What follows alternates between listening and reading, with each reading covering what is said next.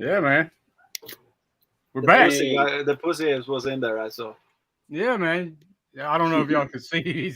He does this crazy shit where he's like Yeah, I saw that.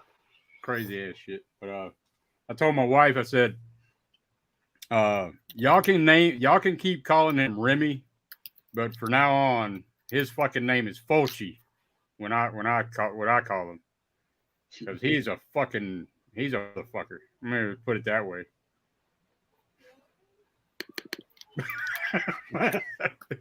Did y'all hear me? Yeah. Okay. Yeah, he's a son of a bitch, man. He really is. He's a hell on wheels. So how's y'all week been, man? Not too bad. Just a bit hectic. Getting ready for this stream. I was like, I said a bit earlier, didn't I? I was like 10 minutes. I was like writing things up just to get done in time. Because with me, I find I'll plan it all out the time during the week and all that because I like to watch them as late as possible so they're fresh in my mind. Yeah. But then something comes up and then it puts you back a little bit. But lucky enough, I always get out in the end. So yeah, just in the nick of time, right? Just in the nick of time, easy peasy. Right. But yeah, we're gonna talk about the last three Forgotten Gialli out of the 15 that we've covered. And then we're gonna rank them. We're gonna rank our 15. Yeah, I believe that was Gizmo's idea. So I think we did it last time, or I did it last time because I had seen. Yeah, he had already ranked them. So I was like, well, shit, let's go ahead and rank them at the end. But I don't remember the ranking from last time. I need to just go through my mind again then and just do it all over again. Yeah, but I got it. And then so we're gonna cover 3 of the Forgotten Gialli that we haven't covered, and then we're going to cover 3 of the Violent Streets films from the box set. Almost Human, Syndicate Sadist, and Brothers Till We Die. Yeah, which is the one I haven't seen either one of them. What's that? That's the one, Brothers Till We Die, is the one I'd never seen before. Yeah, I thought I had seen it, but I hadn't. I'd seen Rome Armed to the Teeth, or what do you call it? The Tough One. The Tough One, yeah. Which I hate that fucking name. I like the Rome Armed to the Teeth better, but yeah. I'm gonna go with the catch up with the chat right quick. Yeah. Let's see, we got Chris C. What's going on, man? Chris C, the slasher dude. Chris. Yeah, y'all check out his channel, man. He's doing a lot of stuff going on. Him and Darren just did a stream on top 10 slashers, was it? Yeah, top 10 slashers. I think we mentioned about 50 titles in there. So y'all check his stuff out, like and subscribe, and all the good stuff. Definitely. See you in here, man. And Texas. Hey, I just want to ask a quick question about that slasher stream. I forgot to ask you, Darren. Okay. Yeah, no problems.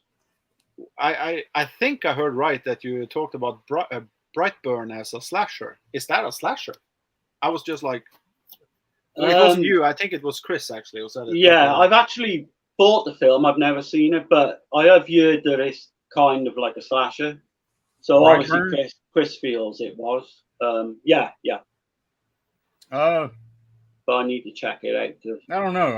I probably wouldn't consider Brightburn a slasher. It's no, like me neither. I think it's more. It's like an evil ass Superman. Yeah. Yeah. But let's see. Texas in here. What's going on, man? Yeah. Holland. What's up, man? Hi, Texas and hi, Holland. Chris. Yo, Tex. Okay. Yeah, appreciate it, man. He says, "Yo, all awesome savages here. Best intro on YouTube, by the way. I love this thing. Appreciate it, man. Yeah. Yeah, I hope it didn't look too damn SD, but you know, I grew up watching shitty VHS and static television, so you know. Yeah. What did we do? As we all did, yeah. Texas said, "Hey, Holland, Blissful. Hey, how's it going?" Hey, Bliss, yeah. And then Let's see, Tony, Basement Tony, what's going on, man? Hey, I told it. Let's see. Oh, by the way, I saw that "Don't Torture a Duckling" top 3 favorite Gialli. Yeah, it's probably my favorite. Rural, is that how you say it? Rural setting. Yeah, Giallo. yeah. And it's definitely my favorite Fulci Giallo. It's hard to say what's my favorite. Like through time, it changes. It's definitely up Chrissy, there for me. Probably in my top. Um, my favorite, yeah, definitely my favorite Fulci, and probably in my top 3 as well. Favorite Gialli. So it's my top. It's my favorite Fulci Giallo, but it's just a fucking masterpiece. I think. is that's your favorite Fulci period? Yeah, it's Okay. close between that and House by the Cemetery, but Yeah, I think that would sometimes it depends which day I'm in. What mood I'm in. yeah. I mean, it changes all the time. Let's see. Texas saying, "Hey," everybody saying, "Hey." Yeah. Hey, yeah. Let's see. Chris C, is that Violent Street set worth the pickup? Yeah. Absolutely. I like every film in Yeah. the set. It's but now I did see it on eBay for $70. Somebody selling it for $70 on eBay. I paid 80 at the convention. I think on Severin's site they had it for 135, but during the sale they were selling it for like 95. But I would check on that eBay. $70, man. You can't beat that. I paid 80, like I said, but you're getting 5 films. And I think I paid about £80 UK, and it's like the rewatchability on it, which we'll come into in a bit with some of the films, is amazing. So I think it's well worth the money. yeah, they're highly rewatchable. I've seen Almost Human. I've seen it probably 4 times now. Yeah. And the first time I've seen it was like a couple months ago. So exactly, yeah. It's a awesome film. But let's see. And then Chris says, "I believe it is a slasher. Brightburn. I mean, there's just some like good deaths in that."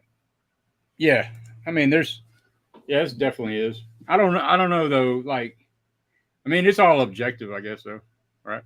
I think the rules for a slasher is that it has to be stabbing weapons. Right. I think What about blunt? What about blunt trauma? Blunt. What's that? Like a bat or a damn something. I think it needs to be a knife or axe or like a stabbing, something that goes into the body. Sharp. Okay. Yeah, I think that was the reason why they found out the title slashing, like slashers. Right. Put it in. That makes sense, though. I kind of I rate like Night of the Demon, Bigfoot film, a slasher, so I'm quite a little bit easier. Like, but yeah, I totally get where Gizmo's coming from. But it's not me. I think I read this through like. Oh right, yeah. I'm pretty more loosely. I'm the same with Giallo though. I'm kind of loosely, based on different things, but yeah, everyone, if that's the define, slasher being with the knife, then I think it rules out a lot of films for me. But the problem is often that if you talk about splatters to do it, just to compare, there's a difference between splatter and slasher too. Yeah, and splatter is a subgenre that was made because of the kind of comedic aspect of bloody horror. So when people say that necromantic is a splatter, that's totally wrong. And Jörg Buttgerede actually gets mad if you tell him that you think necromantic is a splatter, because it has to be humor in it, humor that's made on purpose. Right. Yeah. So. Like Blood Feast is definitely a splatter. Yeah, I think that's the first one also, isn't it? Yeah, it's first splatter film. Somebody was correcting me the other day. I mean, you could consider that the first slasher too, but I don't know. Maybe not. There's like Peeping Tom as well and Psycho. Mm-hmm. People But then there's the one I always mention, the Spiral Staircase, and Yeah, that's just getting there's real a few earlier technical. ones. Yeah. I suppose the first real slasher in terms of a knife would be Psycho, wouldn't it? Really. But yeah, that's a debate. I don't know. I've never seen that one that you always mention the Spiral Staircase. Spiral Staircase. Is there like blades in that? There's strangulation, I think, more than anything. Oh, okay. Offhand, I need to watch it again, but yeah, it's definitely a proto slasher. I would say. Yeah, for sure. Okay. Yeah, for me, I always count those sub genres at the first person who made up the title slasher. He or she gets the right to say what's the first slasher for me. That's how I look at it. So yeah. For me, I think Blood Feast is the first one. That's the Texas one, right? The one from Herschel Gordon Lewis. Yeah, thank you. That's always been known for the first splatter. And slasher, I don't look at Psycho as a slasher. I look at it as a thriller, but I look at Halloween maybe as the kind of origin of slashers, because it took like the premise of, or not the premise, but the kind of segment of killing more for fun, if that makes sense. Than Psycho did. I don't know if I explained this the right way, but I do think nobody talked about slasher before Halloween 2 arrived, actually. So I think in many ways Halloween 2 is the beginning of slashers, but then you have the burning and I mean, there's a big debate about it, though. You know, you go Friday the 13th. You know, of course. Bay of Blood. You know, which we've probably talked to death on that one already. Like I've been talking about Twitches of Death Nerd for a while, and Dana just covered that one as well. She considers it the first slasher from which I kind of it's like more. It's like 20-25 minute segment where they're kind of I mean, you got the teens, you got the definitely the setting, and the teens get killed for really no reason. What kind of shit? So, oh god, yeah. I think it's the first film to do that. You know, it's been said a million times that if we didn't have that film, we wouldn't have Friday the 13th. But it's so true. And all the collective like slashes that followed. That a lot of people owe a lot of debts to like Mario Bava. He started off so many different genres. It's unreal. Let's see. I got a couple more comments here. Hagen K. I don't think I've seen him before. What's up, guys? Are y'all getting the Burning 4K from Scream Factory? Yeah, absolutely. That's one of my favorite films of all time. Yeah, it's my favorite slasher film of all time, but I don't know whether I'm gonna buy it again because I got so many editions of it. Me too, but I need that one on 4K, or else I'll die alone. I mean, I'll probably get it, but it's not gonna be right now. I'm gonna wait till it drops. Right? Yeah. I mean, if there's different extras on it or something, then I'll definitely get it. But they kind of just it's not gonna be different extras though. Exactly, all they do is just re-release with Scream Factory. They just port shit over. That's all they've been doing. Exactly, yeah. So you got to ask yourself, you're going to spend, I don't know how much it is, £30 on just to have a slightly better picture. For me, that's not worth it. But I totally get people who do. And £30 equals, for me, it's close to $40. Yeah. So just to let everybody know, cover all the bases.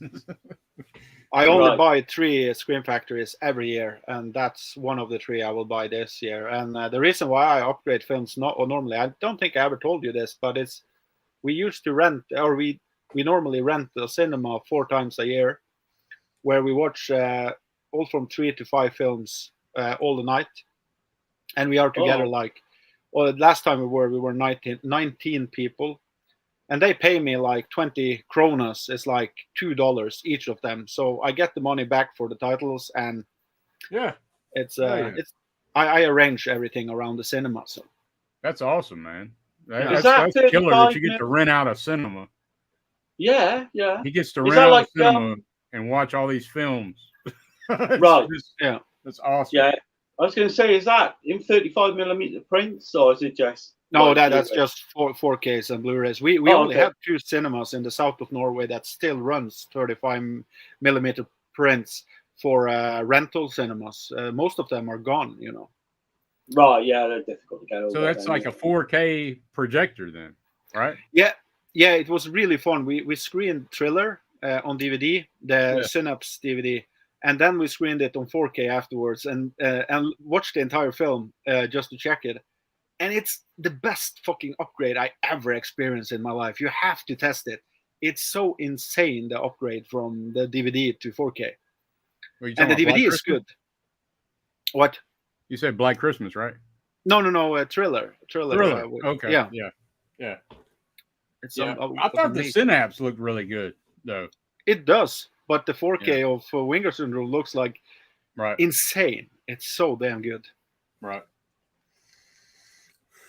Let me let's see. So sorry, I fucked up this. No, you're okay. But so to answer his question though, I'm gonna wait on the, on the burn-in 4K. I'm not gonna get it right now, but I will get it eventually. I do got the Blu-ray, and it looks really good. So, yeah. I think they come with a poster as well, don't they? The Screen Factory ones. Yeah. If you don't get it now, that's how they get your ass, Right, yeah. If you want the poster, but with that as an incentive, then maybe it's possible. But that's going to be like $50. So. Oh right, yeah. Close to 50 for a movie and a poster. So. And you have to ship it to UK as well, so that will be probably $100. Probably more. For me, it's 50. It's close to 50. It's like 40 something, 45. But for you, it'd probably be 60 or something. Yeah, it's kind of not worth it, really. Yeah. Chris C says, let's see. Wait. Everybody's saying, hey.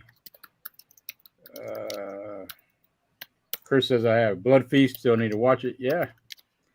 Don't expect too much, but it is like, it started a lot of shit. 1963, bloody. People weren't used to seeing shit like that. I try to put myself in that mind state of when people watched that during that year, 1963.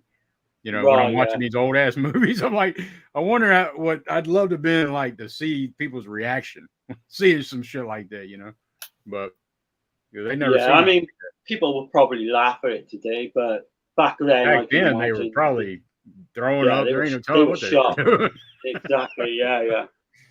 Caveman, he says, hey gang, not feeling well, so I won't be sticking around. Just wanted to wish your stream well. Say hey to everyone, and Will Smith that like button and turn notifications on.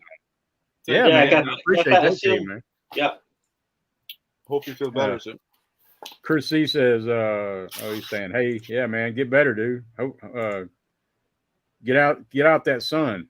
I think he's over in Arizona, if I'm right. So I know it's hot as shit over there, like it is here. Like it's cooled off a little bit here. It's like 95 degrees today, so it ain't too bad. Right, that's still fucking hot for me. It's been like, I think it's been not as bad as it has. It's been in the hundreds lately, but it's been like 28 degrees over here, and even that's bad for me. Like that's not even 90s. I think that might be late 80s or something. But right, yeah, we got like 4 or 5 days now where we're gonna have rain and storms and all, and I much prefer that, to be honest.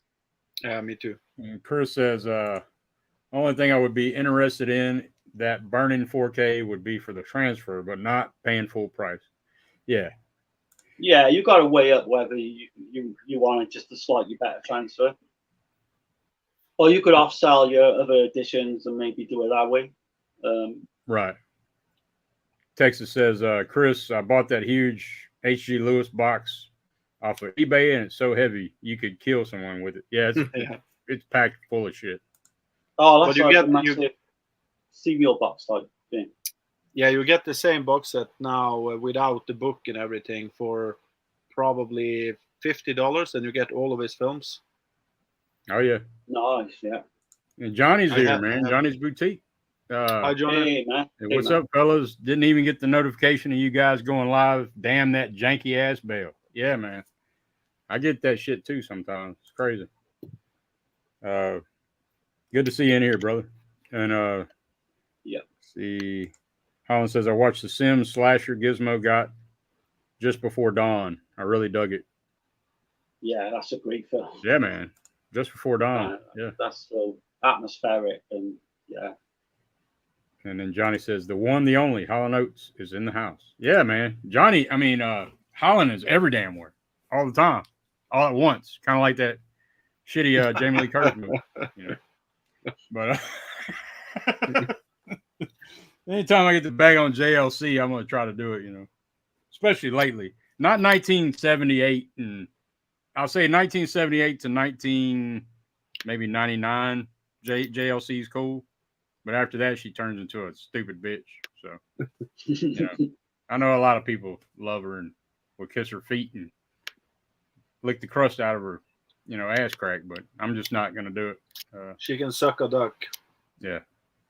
Yep. She can do that too. She's good in all those early slashes, but I'm like you. I don't see what the fascination is. Like, everyone puts her up there, the best final girl of all time and all this. Best scream queen and all that shit. Yeah. And then she don't even embrace the horror. She's like, she don't even like horror. And I'm like, what the fuck? The fuck are you doing? You just across you as just got paid, bitch? No, yeah. no, Do you find like in interviews and stuff, she kind of puts herself, she's a bit stuck up, like she puts herself. Yeah, it's like lowbrow, you know. And then she really hates it if somebody shows a kid, God forbid, shows a kid some kind of horror movie. You know? Right, yeah. Did you check out the short film I told you about last time? The eye-cutting scene. Which one was that again? Anchi. I think it's a French one. It's a really famous one. Best. Let's see, how do I do the link? I can do it here, right? Johnny wants to join. Let's see. I can do it here, I think, and bam. There you go, bro. But no, to answer Gizmo's question, I didn't get around to seeing it. Didn't you say it was on YouTube or something?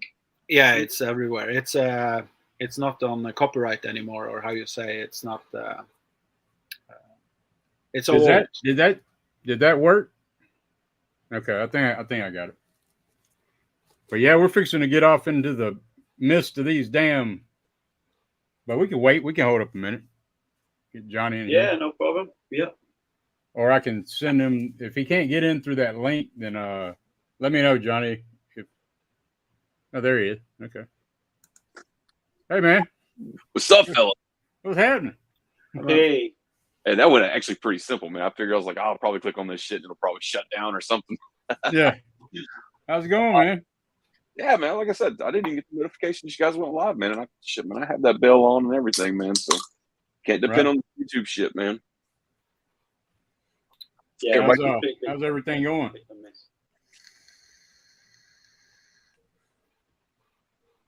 Can you hear me?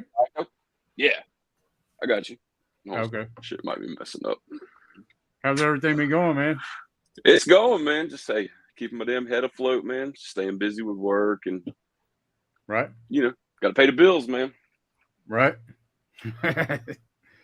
Have you checked out these Forgotten Gialli? You know what, man? I think I bought like the first 3 volumes of that, and I think I gave them. To Cody.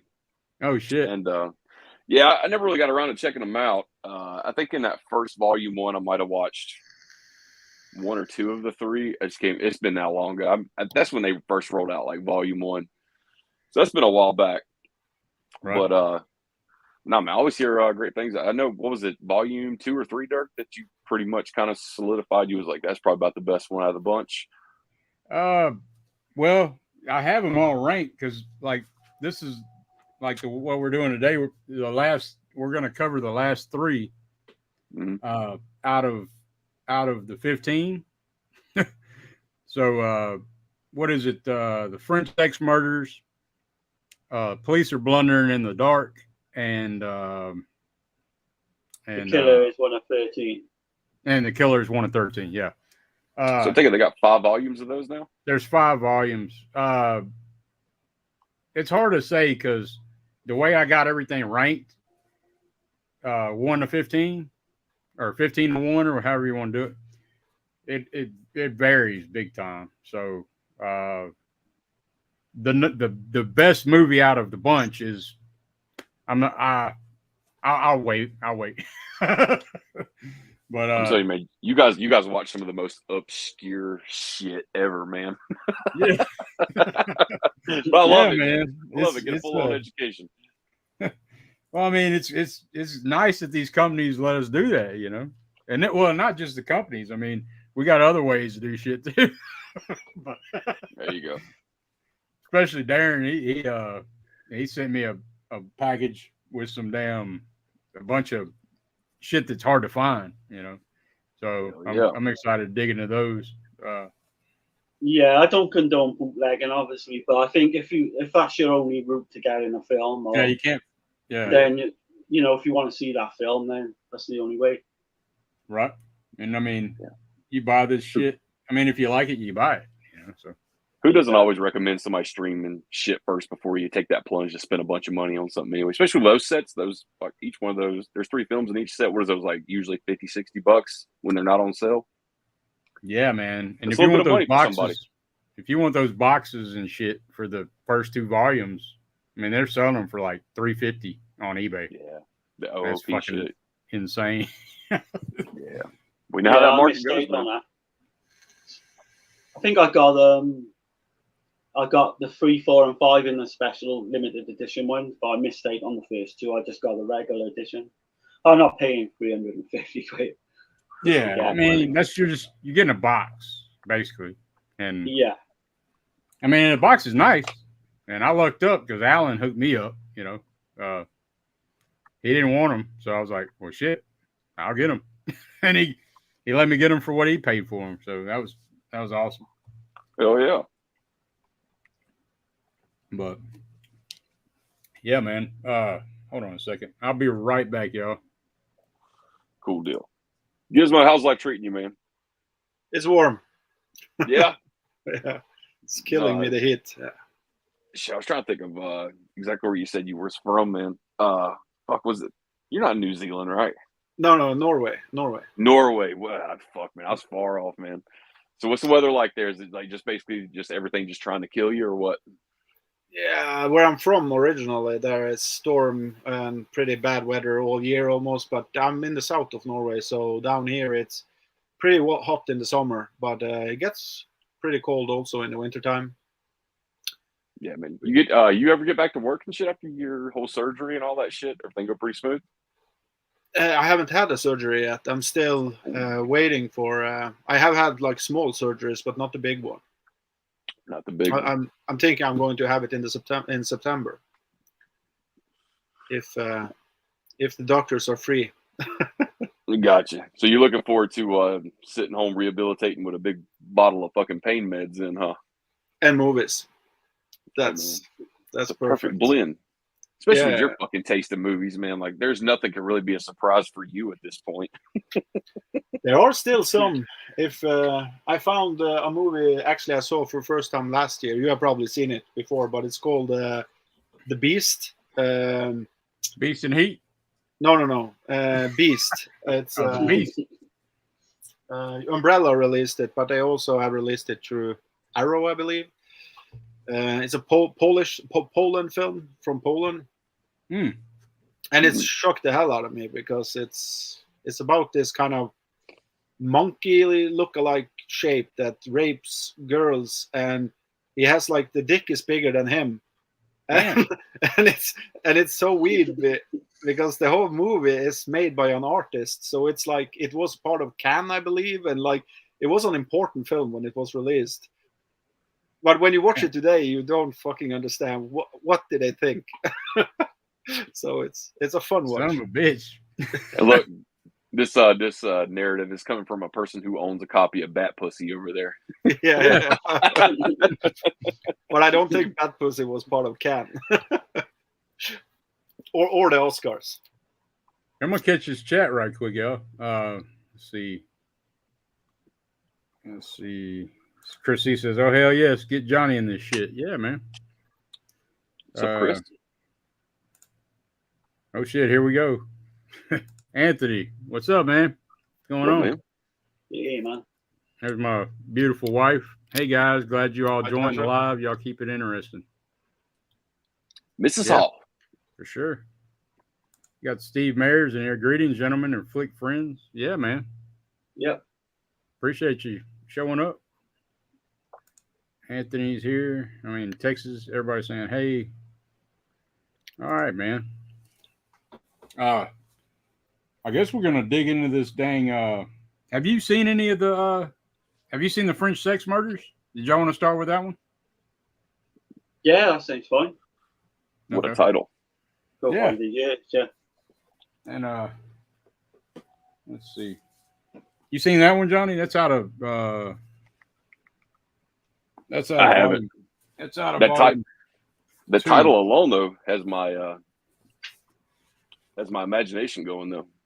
Right. It's I pull the movie. So that's the cover right there. Which I think the alternate art, I don't know, it's kind of a strange one, man. It's Look, Gizmo's already got it flipped. okay, you got it. That's like a Humphrey Bogart look-alike in the movie. Yeah, I that's mean, he fucking looks shit. like Humphrey Strange. Bogart, man. Like he really does. They actually get him to actually try and sound like him as well, which is bizarre. Yeah, he sounds like him and It's shit. completely bizarre. Inspector Fontaine. But do you want to do the synopsis, Darren, on that one? Yeah, if you want, yeah. So this is the French sex murders, also known as the Boogeyman and the French sex murders, and it was called Murders in Paris as well. So we got a part-time thief, Anton, I think that's how you pronounce it, goes to his favorite brothel run by like this Madame Colette, who was played by Anita Ekberg. He ends up smacking the shit, out of this gorgeous blonde played by Barbara Boucher. She's like a prostitute. Yeah. She turns up dead then with her throat slashed, and everyone's kind of, thinking, is this guy's done it? Oh yeah, So man. He goes off the damn rails, don't he? Yeah. He comes in there. He comes in there. It's like a brothel. completely. So he comes in there and he's got all this fucking jewelry that he stole, and he's obsessed with Barbara Boucher, which her name is Francine, I believe, in the movie. Yeah. He's obsessed with her, and he's like, "Look, I'm gonna give you all this jewelry, but you can only be mine. You can't be with anyone else anymore." And she's like, "Okay, yeah, sure." And she's all like, got all the jewelry and shit, and then she's like, "Well, gotta go." And he starts smacking the shit out of her. Like, I mean, it's fucking overhanded, dude. Like the smacking he gives her, And then he just leaves, goes and off everybody's the looking at him. fucking rails, doesn't he? It's quite funny how he just goes It completely is, insane. man. It's fucking hilarious. And the way the police actually catch him as well is kind of hysterical. But so basically he's like innocent, but he's sentenced to death. And he vows this kind of revenge, sort of Black Sunday style, where he says, "I'll come back from my fucking death and I'll basically get everyone." Yeah, he says that shit. And he's like, because they're gonna kill his ass, Yeah, but the way he actually dies in like a decapitation scene is just brilliant. It's cheesy, but it's fucking great all at the same time. Yeah, he's hauling ass on a motorcycle, right? Hits a fucking trash truck and it cuts his head off, and it's like, what the hell? Yeah. Nice. But after that, then we get a series of really bizarre murders and stuff, and then you got this mad like scientist doing experiments on fucking heads and shit. Howard Vernon, who used to be this shit does. It takes some twists. Yeah, we'll come into all that. It's not a conventional giallo for sure, but no. And obviously, you mentioned the Humphrey Bogart look-alike inspector. He's on the case and he's trying to, find out who's done all these killings. One thing I got to mention though about the kills, when they kill somebody, there's like these trippy fucking hippie like colors that like it flashes these trippy ass hippie colors. Like it's kind of every effect's done multiple times because it's so fucking cheap, the film, just to make it look like there's more, gore or whatever, or not even so much gore, but more effect in the kills, which is really strange as well. Right. But you've got Rosalba Neri in this as well. Yeah, man, she's a staple in the Giallo, Yeah. She was in she was with Barbara Boucher in A Muck as well. I think you mentioned before. She's in Girl in Room 2A, which we just covered. That's right. Yeah. She's in but several. What do you think of the actual opening scene, right? Where I won't spoil it, but we get some kind of person basically going up the Eiffel Tower. And didn't you think that actual effect of them coming off the Eiffel Tower, jumping to their death, was kind of hokey? Yeah. It was weird. Wasn't it like a piece of cardboard or something, like a cardboard cutout? They didn't even go to like pay money for like a dummy death or whatever. It was really cheap. And I think that's, what you're getting yourself in for once you that scene hits the screen, like, because you're scratching your fucking head straight from the start with this Humphrey Bogart inspector as well. It's all very bizarre.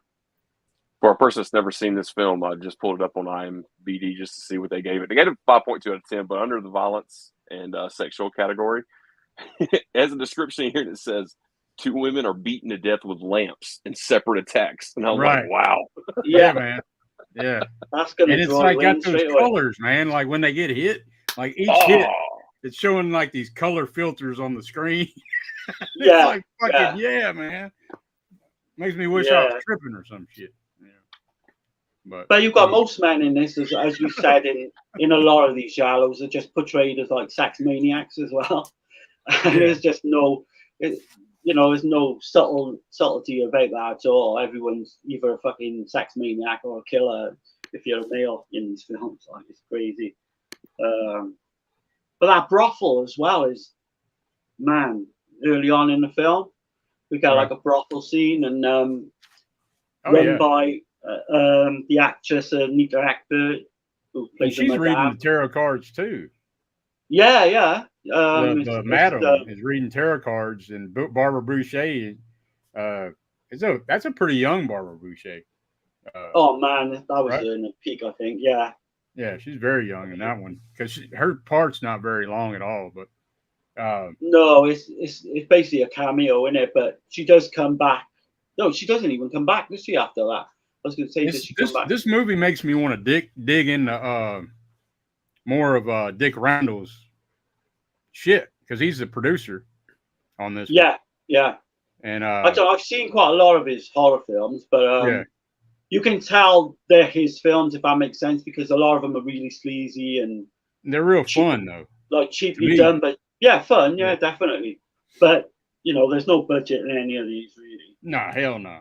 And he's like the type where he was buying a film for like 40 grand or 50 grand, and then he'd go sell it for 400,000. Yeah. Didn't he do and he did what he wanted. Well? Huh? He did Slaughter High as well, didn't he? He was behind that. Pieces. Yeah. And The Girl in Room 2A were the ones I know. Yep. He did. And he also has a cameo as well, doesn't he? One of the things is his wife, she said, Corliss, her name's Corliss Randall. She said he was just a dirty little New York kid.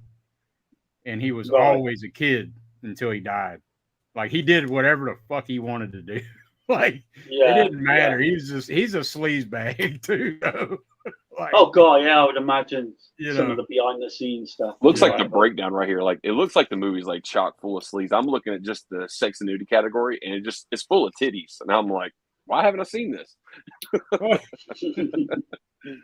It's not that bad, really. It looks like more dead titties than alive titties, though. I will say that. Yeah, I don't know if there was a problem with the censor, whether stuff got cut out, but it don't seem that bad. Yeah, and it's always portrayed as being like this real sleazy sort of sexy film. Yeah, but yeah, and I would score in this film as well is fucking all over the place. Did you notice that? The score? Yeah, Yeah, it kind of just deviates all over the fucking place, and you can't, you know, It's it don't match it's a up. fun one, man. I think. I mean, I don't know how y'all feel about it, but I enjoyed it. I think I told Gizmo last time. I used to really like this film. I put it quite, you know, one at least middle tier to like top tier Giallo. But I Yeah. went back and I was severely disappointed this time. I can Oh, see damn. where Gizmo was coming from. Oh, it's a fun film and all that. I don't, you know, and it's definitely worth a watch. Yeah. But for some it's not reason, like- I don't. Like, I don't think none of these Forgotten Gialli are gonna get like a real high rating. You know what I mean? I still, even though I had fun with it, I will rewatch it again. But I give it like a 5.5 out of 10. Right. Yeah, I'll give it But like I don't- 6, I think. But my level of giving shit a rating is different than a lot of people. A lot of people give something like a fucking 9, and I'll be like it's a 6. You know, I don't know, but Yeah. What did Gizmo think this time? It was better than the last time I saw it, I think. But I think also a lot of the reason was because I like the opening of the film.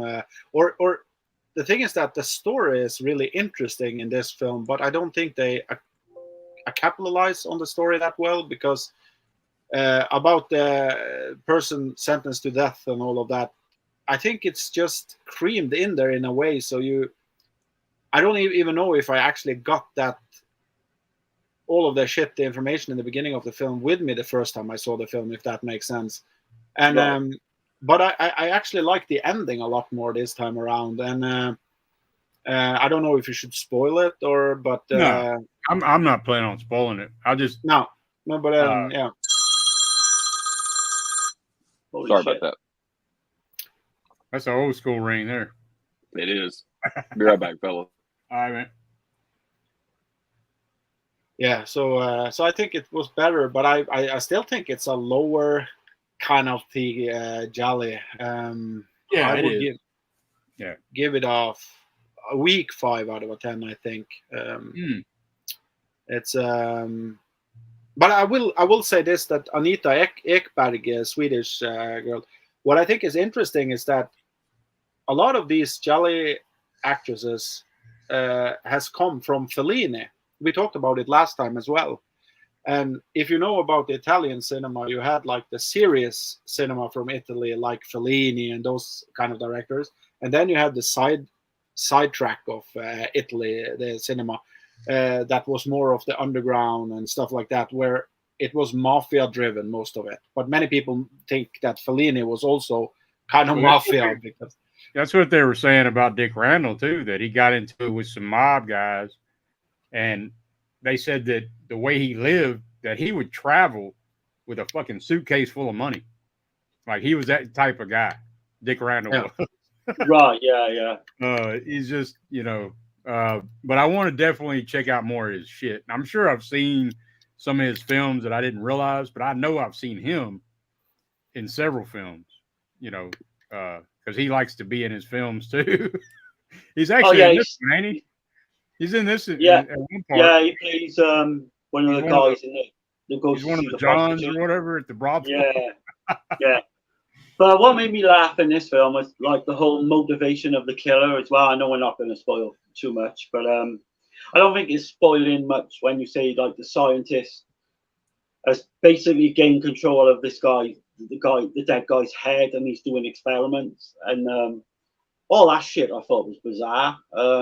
But the actual motivation of the killer, which I will try and skirt right now, but the whole thing with the daughter, kind of did not. It just didn't make sense to me why that would be a thing. It's very strange. We're not going to spoil it, like I said, but no, it's like they didn't have a proper. That's why I give it. Like I said, I give it a 5.5 out of 10. But it's one that I could still watch again later.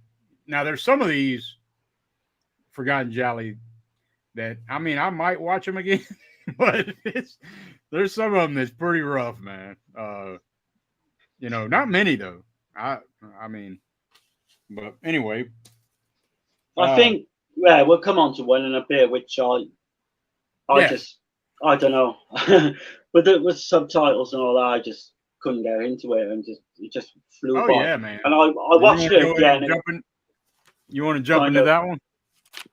If you want, yeah. If you've said anything else that y'all want to? I'm trying to look at my notes now. I will say basically. Oh, go on, Dirk. Sorry. I will say on the French sex murders, though, unfortunately, that's why I rank it low, because I figured out the killer. Pretty early on, and I usually don't figure out the killer if it's a really good giallo, you know. Right. Yeah. It was just when kind I figured out. Yeah. The motivation was the thing that got me. I didn't work out. Yeah. But it's kind of lazy in a way, you know. The editing was done by Bruno Mattei, and you can kind of tell, you know, how cheap that the editing is and all that. I know Gizmo's a big fan of Bruno Mattei. Yeah. Right. Yeah. Just Franco and hey, you can't put those two in the same. And Claudio Fragazzi or whatever. Those two you can put in the same category, but Jesus Franco you can't put. No. But did you notice well the score in this film was kind of recycled from The Case of the Scorpion's Tail and All the Colors of the Dark? And if I had to go back and rewatch it again once I read that, I did notice. Yeah, you can kind of tell it. Yeah. I was like, damn, I've heard that before. Yeah. But trying to think up now if I've got anything else to say. Not really. I know the director did work as assistant director, and he was involved in the making of a like fairly sleazy giallo called In the Folds of Flesh from 1970. I've heard of that one. Yeah. But yeah, I've got it. I think Mondo Macabre Blu-ray. But yeah, that's about all I got for that one. Okay. Yeah. Anything you want to add to French sex murders, Gizmo?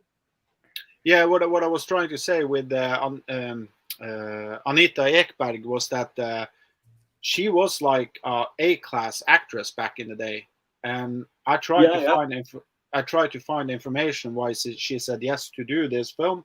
I couldn't find anything, but I think it's really cool. I think that was one of the reasons why I got drawn into the film more this time around, because it started making my brain twist. How the fuck did they get her to be part of this?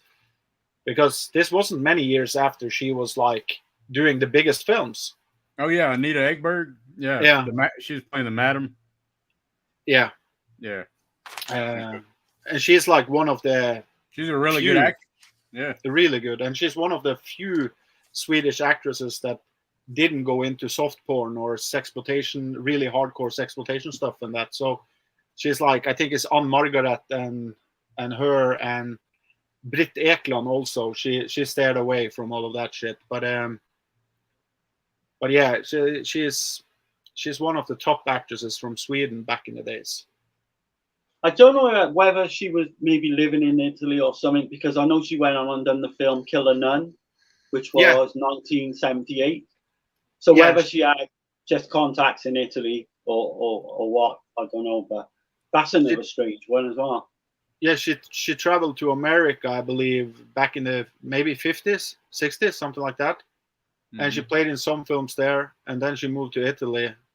Or maybe it was Spain, but she acted in a lot of films from Italy and Spain and Germany, I believe, also. Right. But I just found it surprising that she was in it. I didn't remember it, actually, and that's weird from the first time I saw it. Yeah, it's kind of, when you look at the cast, you think, shit, like, she was a huge star, probably, like you say, at the time. But do you know the budget of this one? Because I can't think it's that cheap if she was in it. That's the thing. The budget? No, I didn't find the budget on it. It's going to be low, though, because Dick Randall. That's all you got to say. Like, he wasn't paying big money for today's film, you know. Yeah, maybe they gave the money to her. Maybe. I don't know. He was turning. I would imagine, like, Boucher would have cost a fair bit to get as well, because she had just done Don't Torture a Duckling. She was massive. I mean, she'd done The Black Belly of Tarantula the year before. So at this time, 1972, she was a fucking big star. Maybe she was so fucked in the head after working with Fulci, you know. Yeah. And Rosalba Neri as well. You must have just got You know what he's like, Dick Randall. He must have just got a deal, like a Yeah. really cheap deal with him. Right. But yeah, the cast is amazing. Yeah, man. You got Rosalvi Neri. I mean, Yeah, she's really never hardly talked about. But I think she's a really good actress. I think she is, for sure. Steve loves her, doesn't he? And Steve Banfield loves her. She's I think great she's though, fantastic. man. She's really underrated. She don't get Oh god, enough, yeah. She don't get enough praise, I don't think. But If you want to see her in a really sleazy film where she's kind of plays an nymphomaniac, then watch Slaughter Hotel. It's fucking wild, I haven't man. seen that. I've That seen was like a a muck. year before. She's kind of Yeah, thrown yeah. off in a muck too. Yeah, she's got that lesbian scene in the muck as well. Yeah, she's thrown off like a three And neck she in goat. Top Sensation as well, I think. Oh man, she must have I done. still haven't seen that. Yeah, She must have done dozens of these. yeah. Well, y'all want to get into The Killer is 1 of 13. we can get into that one, or we can get into the lettuce garden. Where the fuck did I put the films? I don't mind which one you want to go with. I don't mind. That's like it's like choosing between a turd and I don't know, man. I don't know about that. We'll have to wait It's like and a see. pile of shit or some throw up. I mean, which one you want to go with? I will just shoot in with to say that we have just done the film that I think could have been a masterpiece if they just capitalized on the plot a little bit better. The French sex murder. I love the plot line. It's really great. But Yeah, I just think that was the bad. But the next two, I think yeah. Well, I think I we think- all agree then. These suck really bad. Well, I kind of got a mixed opinion on The Police is Splendor in the Dark, but I'll explain myself. I like it better than this one that we're fixing to talk about. I'll say that. But, I'll go with the synopsis if you want. Yeah, carry on, yeah. The Killer is 1 of 13. It's got Patty Shepard. you can't just say, Dirk, the killer is 1 of 13. It's a dinner scene. Finished, Yeah. done. Okay, bye. Yeah, it is, man. It's a lot of talky, a lot of, there's nothing like the kills are like, I don't know, man. It's all over the place. It teases at certain moments and never follows through on certain segments. But anyway, a wealthy widow invites 13 guests to stay at her rural mansion. She lets them know that everyone is a suspect for the murder of her husband, and soon, one by one, they also are being murdered. But that shit the first murder don't even happen until like an hour into the fucking movie. Right, yeah, exactly. So it's yeah. like, gosh, damn. I mean, I understand fleshing out characters, but damn, and there's other films that go on for a long time before something really happens like that. But this was kind of boring. And the dialogue, there's not an English track. It's only in Italian. So you got to fucking read it very fast. So, I mean, it's kind of they're impossible. yeah, they're It's talking impossible so to fast. fucking keep up with it. Yeah. Yeah. I had to go back and rewatch it, I but had I to said to read mine. Gizmo, Yeah. I said to Gizmo last time that I really liked this film, and it's exactly the same as the French Sex Murders. I did at one point. I don't know what I was fucking smoking or whatever, but Yeah, man. yeah, It's this hard. time round, this is fucking bad. It is, bad. man. It's really slow. It's really boring. I think But it there could is- be great. It could be great. Yeah. Like with the set pieces, the design, the house, the way everything looks. It looks really great. But then they fall like with the kills are shitty. Like I'm not a fan of the kills. I'm not a fan of a lot of the shit that's going on in this movie. No, the kills come kind of thick and fast, like an hour into the film, but they're not done with any style or anything. It's just bang, bang, bang, sort of kind of thing. I mean, you got this wealthy woman that her husband got killed, and then she brings all these people to her house that she thinks might have done it, and then she bitches them all out and tells them all how much of a piece of shit they are. Basically, Yeah. that's basically the movie. But Did you keep up with the actual fucking everything that's going on though? Because at one stage, it got so convoluted where I'm trying to read the subtitles at 100 miles an hour as well, and I can't. There's this like bitch ass mother with her son, with her like full grown son. Like, he's like a mommy. He's like a mama's boy, and it's like a subplot, and it's like, what the fuck, man? It feels like a made-for-TV PG-13 movie, like almost like a soap opera, like a really bad fucking soap opera. Yeah, it's kind. When you say TV, it's kind of like an adaptation of like 10 Little Indians as well, where that happens a lot in all these giallos. But a really bad version. Yeah. Oh, yeah, like a watered down kind of. I don't know, man. I would stay away from this one. It's not that great. Damn. Yeah, it's basically like I really like the cast. I will say that. You know, there's some big heavy hitters in the cast. Patti Shepard. Yeah. Who was in? She was in Glass Ceiling from 1971. My Dear Killer. That cover's killer, man. Yeah, you would think it was, going to be a good film. Yeah. She actually was in Edge of the Axe as well. But the guy I like in these films is Jack Taylor, Jumping Jack Taylor. He was in The Ghost Galleon, Red Rings of Fear, Pieces. And he always plays this fucking shifty guy as well. And he plays it to perfection. So there is little things in there if you look for them that are kind of okay, I guess. Paul Nash is in it as well. Paul Nash is in it, yeah. That tripped me out. I was like, what the fuck? Where did Paul Nash come from? So it kind of just comes out of left field, like. So was this was in Italian, right? The language, or was it Spanish? Spanish, I thought. Oh shit! Okay, my bad. I know it was made in Spain. Right. It's set in England as well, which is really strange. Like the Weekend Murders, and but yeah, I didn't mind the kind of POV killer shots with the black gloves. So like you say, the kill's not great, but I didn't mind that. I like some of the lead up to the kill, but the actual kills weren't that great. And then you like the old needle? But it's like an hour. The movie is an hour and 30 something minutes, and the first kill don't come into an hour.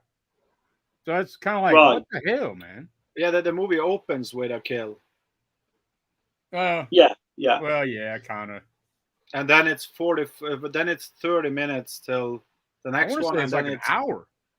And then it's like 45 minutes to next. Right. Okay. The scene I like. Okay. All right. The scene I like was. I was just bored to fucking tears, though. Right. Yeah, you're just waiting to get through. But the knitting needle kill, did you like that? That actual kill, like in the shower. Yeah. Just reminded me so much of the kill in Pieces, where she's in the elevator and there's obviously a chainsaw in Pieces, but it's actually shot almost exactly the same way. So yeah, I kind of dug that. That was one thing I did like in it, but not a lot really. And the whole, we're not going to spoil things, but the whole reveal of the killer in the end.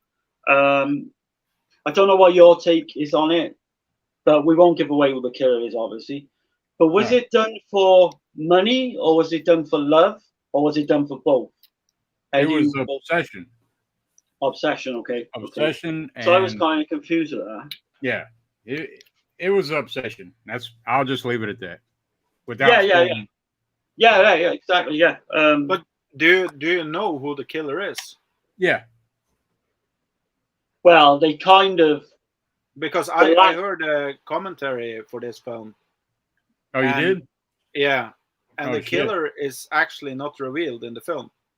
Like, they are not revealing the killer now. He is in the film, but they are not revealing it in the ending. It's like, it could be the person you see in the ending, but there is also a possibility there that it is someone else. Huh. Yeah, I kind of know that as well. I thought it was pretty clear, especially like the end scene, Yeah, but you know when he's without spoiling anything, but when he opens the hand and you see what he has in the hand, The button. Yeah. that's a hint to something. Yeah. It's kind of definitely open ended because you think you know what's going on, and then maybe they throw you a curveball like that. Yeah. But nothing's tied up in a I guess bow I or was just anything. so fucking wore out. Yeah, exactly. I Yeah. just didn't give a fuck. You know? Anyone watching this now and like, you know, has a problem fucking reading or Yeah. reading films, then don't even bother attempting this because You can't, you can't go to the bathroom. Let me put it that way. no. No, that's true. You gotta read that motherfucker. I've better never be- known a film where so much fucking dialogue is just bang, bang, bang coming at you it's from a fucking lot, everywhere. a ton of There's dialogue. no pauses in the fucking talking or No. nothing, actually. It's just bang, bang, bang, bang. You're like, fuck this shit. Obviously we have to review the film, so I have to stick with it. But I don't know Yeah, what man. I was thinking when I watched this like 10 years ago. Yeah. I actually thought it was good.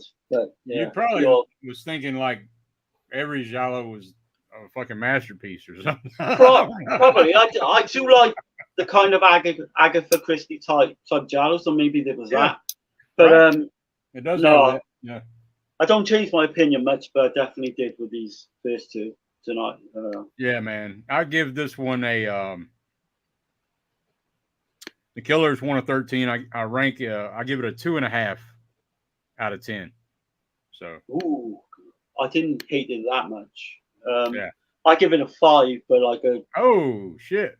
yeah, like an average. Damn. Okay. I didn't hate it. Like I say, there's certain I things don't I liked hate it. about it. It's just damn, it was boring. I don't know. It's that first hour. It's whether you can get over that first hour. And it's like you got to get past the shitty hour for 30 minutes. Yeah, it's best to watch it in like 2 parts, really, because yeah, I guess so, man. like I don't know. It just didn't work for me. I'll probably watch it some point again if I don't have anything in the fucking world to watch. But I don't know if that'll ever be the case. So it's gonna be a long time before. Yeah, man. Yeah, for sure. But what do you think, Gizmo?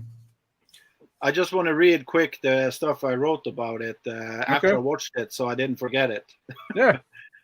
A widow invites 13 people to stay at her mansion. One by one, they get killed. That's the plot.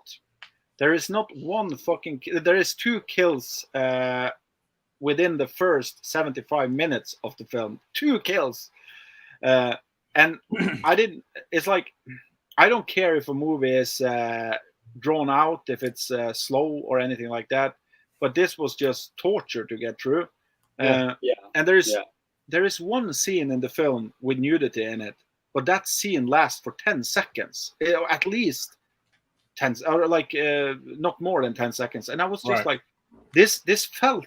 I don't think it felt like a soap opera, like you said, because a soap opera is bad in every way possible. The only thing good with soap opera is that it feels like a machinery, if that makes sense, because they produce like fucking 10 episodes a week. This felt like a big budget movie without any story, without anything, not any fucking thing. And it freaked me out when I saw it. I actually got like, when you start scratching yourself, like I was nervous. I was nervous watching this because I don't know why. It was really, really weird. And I don't give it more than 2 out of 10. I would say 2 is damn. Okay, Look, I give it a 2.5. Yeah, wow. you're nice to it, Dirk. Yeah, Darren's real nice to it. I'm not going to be so nice when it comes to our actual overall ranking, though. I will say that. Yeah. But have you seen any of the director's other films? Because he made Count Dracula's Great Love and Hunchback of the Morgue in the same year. He made 3 films in the same year. I've never seen them. I don't think I'll have any desire to be honest. I haven't seen I'm kind of wondering whether they're as bad as this. That's why I mentioned them. If he made a movie about a hunchback in a morgue and he couldn't make a good movie with 13 people in it with 4 beautiful girls, and the story is about killing people, Yeah. How the fuck can that movie be good then? You know You what I got mean? 13 Right, people yeah, that need yeah. to die, and 2 fucking people die in the first 75 minutes. There's something fucking wrong, you know. And Yeah. did you ask yourself the question, Dirk and Darren, when you were like 75 minutes in the film, maybe even 80 minutes in the film, and they went back to the scene where everybody was talking in the living room, and there was still like 10 people living in, alive in there. You're right. And I was Yeah. just That's what I like, was thinking. I was when like, are people going to die? right. And I was thinking that same shit. Exactly. Yeah. Like, what Didn't the they? hell? Their kind of excuse for that was like, "Oh, we're waiting for the police to come" or something, which didn't make sense at all. Yeah. You just get out of there, wouldn't you? I don't know. It's obviously a secluded place, but I mean, they all had cars, I would imagine. So I don't know. It's very strange. Oh, yeah. Well, maybe I'm mixing the film up. You know, were the tires fucked up? That's what it was. All the tires were slashed. Oh right, yeah. All the Right, tires yeah, were okay, slashed, yeah. and Now you say, yeah. I don't Paul think I was. Paul Nashi was supposed to be fixing all the tires or some shit. Right, yeah. I must have just. His skull got fixed though, so that's good. I think I automatically that did fucking crack me up switched. though. That did crack me up when I seen that shit. So Yeah, but I'll the give it fight that. scene there was so bad. yeah, He was Yeah. standing like this. Oh right, yeah. It's like, what the fuck? yeah, that shit was funny. I'm gonna check out these comments. We got a few. Let's see. Tony says, "I am answering the phone." Hell yeah, man. Stop Yeah, calling Johnny. during the stream. And Johnny just texted me and said he had to go check on his mother. So Oh, okay. I think her car was overheating or something. So I told him no worries, man. But let's see. Anthony says, "Boring is the worst thing you can say about a film, but different strokes for different folks. I like a slow burn if the dialogue and story are good, or if the payoff is worth it." Yeah, man. That's the thing with me too. But a slow burn still has to keep my attention somewhat. Like, you know what I mean? Like it can't just be slow just to be slow. I mean, there has to be a reason for why it's doing the build up, you know. Right, yeah. But yeah, I completely agree with that. There's no excuse for a boring film, really. Even No. if you haven't got the budget, you can make things interesting in different ways. But yeah, a man. boring film is, it's I mean, not we're good. going to talk about some shit on Gizmo stream. Of one that I watched, but I'll leave it at that. But it's super fucking no budget, and it's fucking Right. it's got some entertainment to it somewhat. I laughed. It's the retrospect, I bet. But Yeah. we'll talk about it tomorrow. I would Yeah. just jump in and say Stalker is a good example of a movie. I think I've seen it 5 times, but Yeah. I think it's boring as fuck. But every time I see it, I see something new in it. And when I finish the film, I think about it for days afterwards.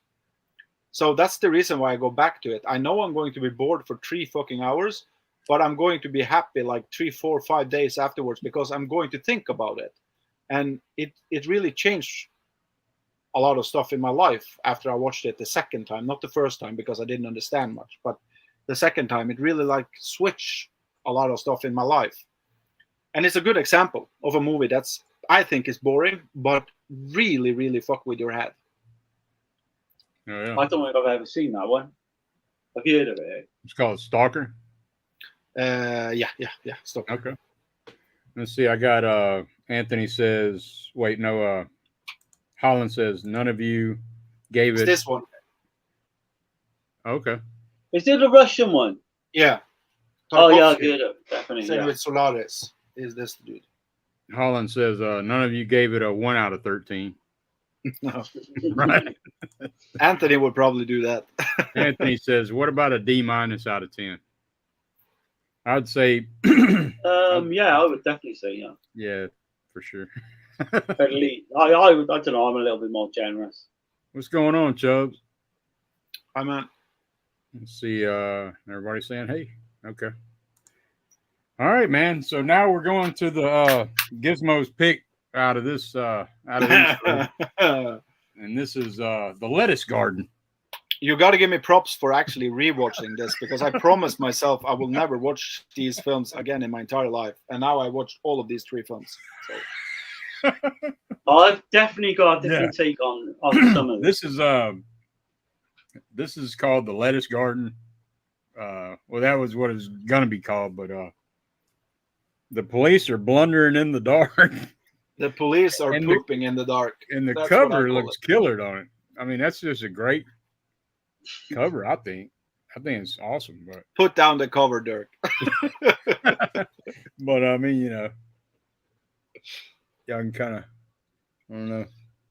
I got like a red tint going on in here, so I don't know what's going on, but yeah, this one I will say is a step up from the Killers 1 of 13. But This one I didn't hate. I didn't hate as much as you two. No, I don't hate this one. It's got some weird shit going. But yeah, it's got some strange things going on. Nice. Yeah. Can I just ask you before we go into the plot and everything? When you were watching the two, look at my fingers now, sex scenes in the film, Yeah. Did they remind you of the word rape? Yeah, kind of. Yeah, I was just like, what am I watching the first time I saw it? And I couldn't, yeah, but let's go through the plot here. Okay. Yeah, so basically models are getting killed. So this is directly, that part I feel like is taken from Blood and Black Lace. Yeah. This has got to be one of the strangest Gialli I've ever seen. So Giorgio is a captain, save-a-ho. You know, that's what he is. He's a captain, save-a-ho.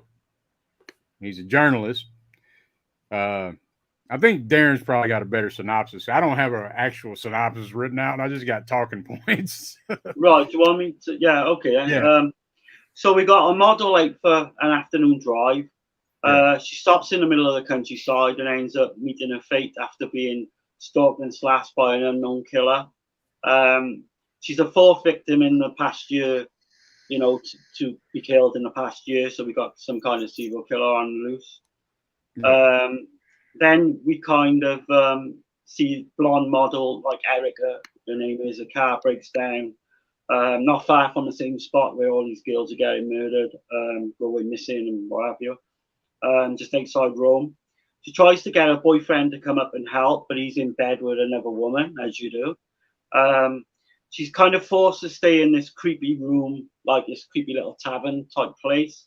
And we'll come on to that in a bit, like, but things don't exactly end well there. The boyfriend then turns up the next day to, like, you know, kind of, you know, he gives a shit the next day apparently, and he finds her abandoned car and weird clues kind of thing, taking him up to this place, this Villa Eleonora, where I mean, but there's some very strange characters. This is a strange one, and this one at least made me laugh. You know. Yeah. With the afro. The dude with the afro and the wheelchair and shit. Yeah, he was a fucking dead ringer for John Holmes. Did you notice the porn star? He got the fucking same hair and everything. Yeah. I was like, shit. But yeah, we got these very strange characters in this villa. There's a paraplegic photographer, this John Holmes lookalike. You've got like this nymphomaniac, and you've got this strange butler maid as well. There's also impotent. He's impotent. Exactly. So his wife's pissed off. She's super pissed off, you know. And what Dirk said earlier about a lettuce garden comes into play in the plot a bit later on in the film. But yeah, where do you start then in the actual film? But actually, the name of the film comes from like a newspaper heading early on in the film that the police are blundering in the dark.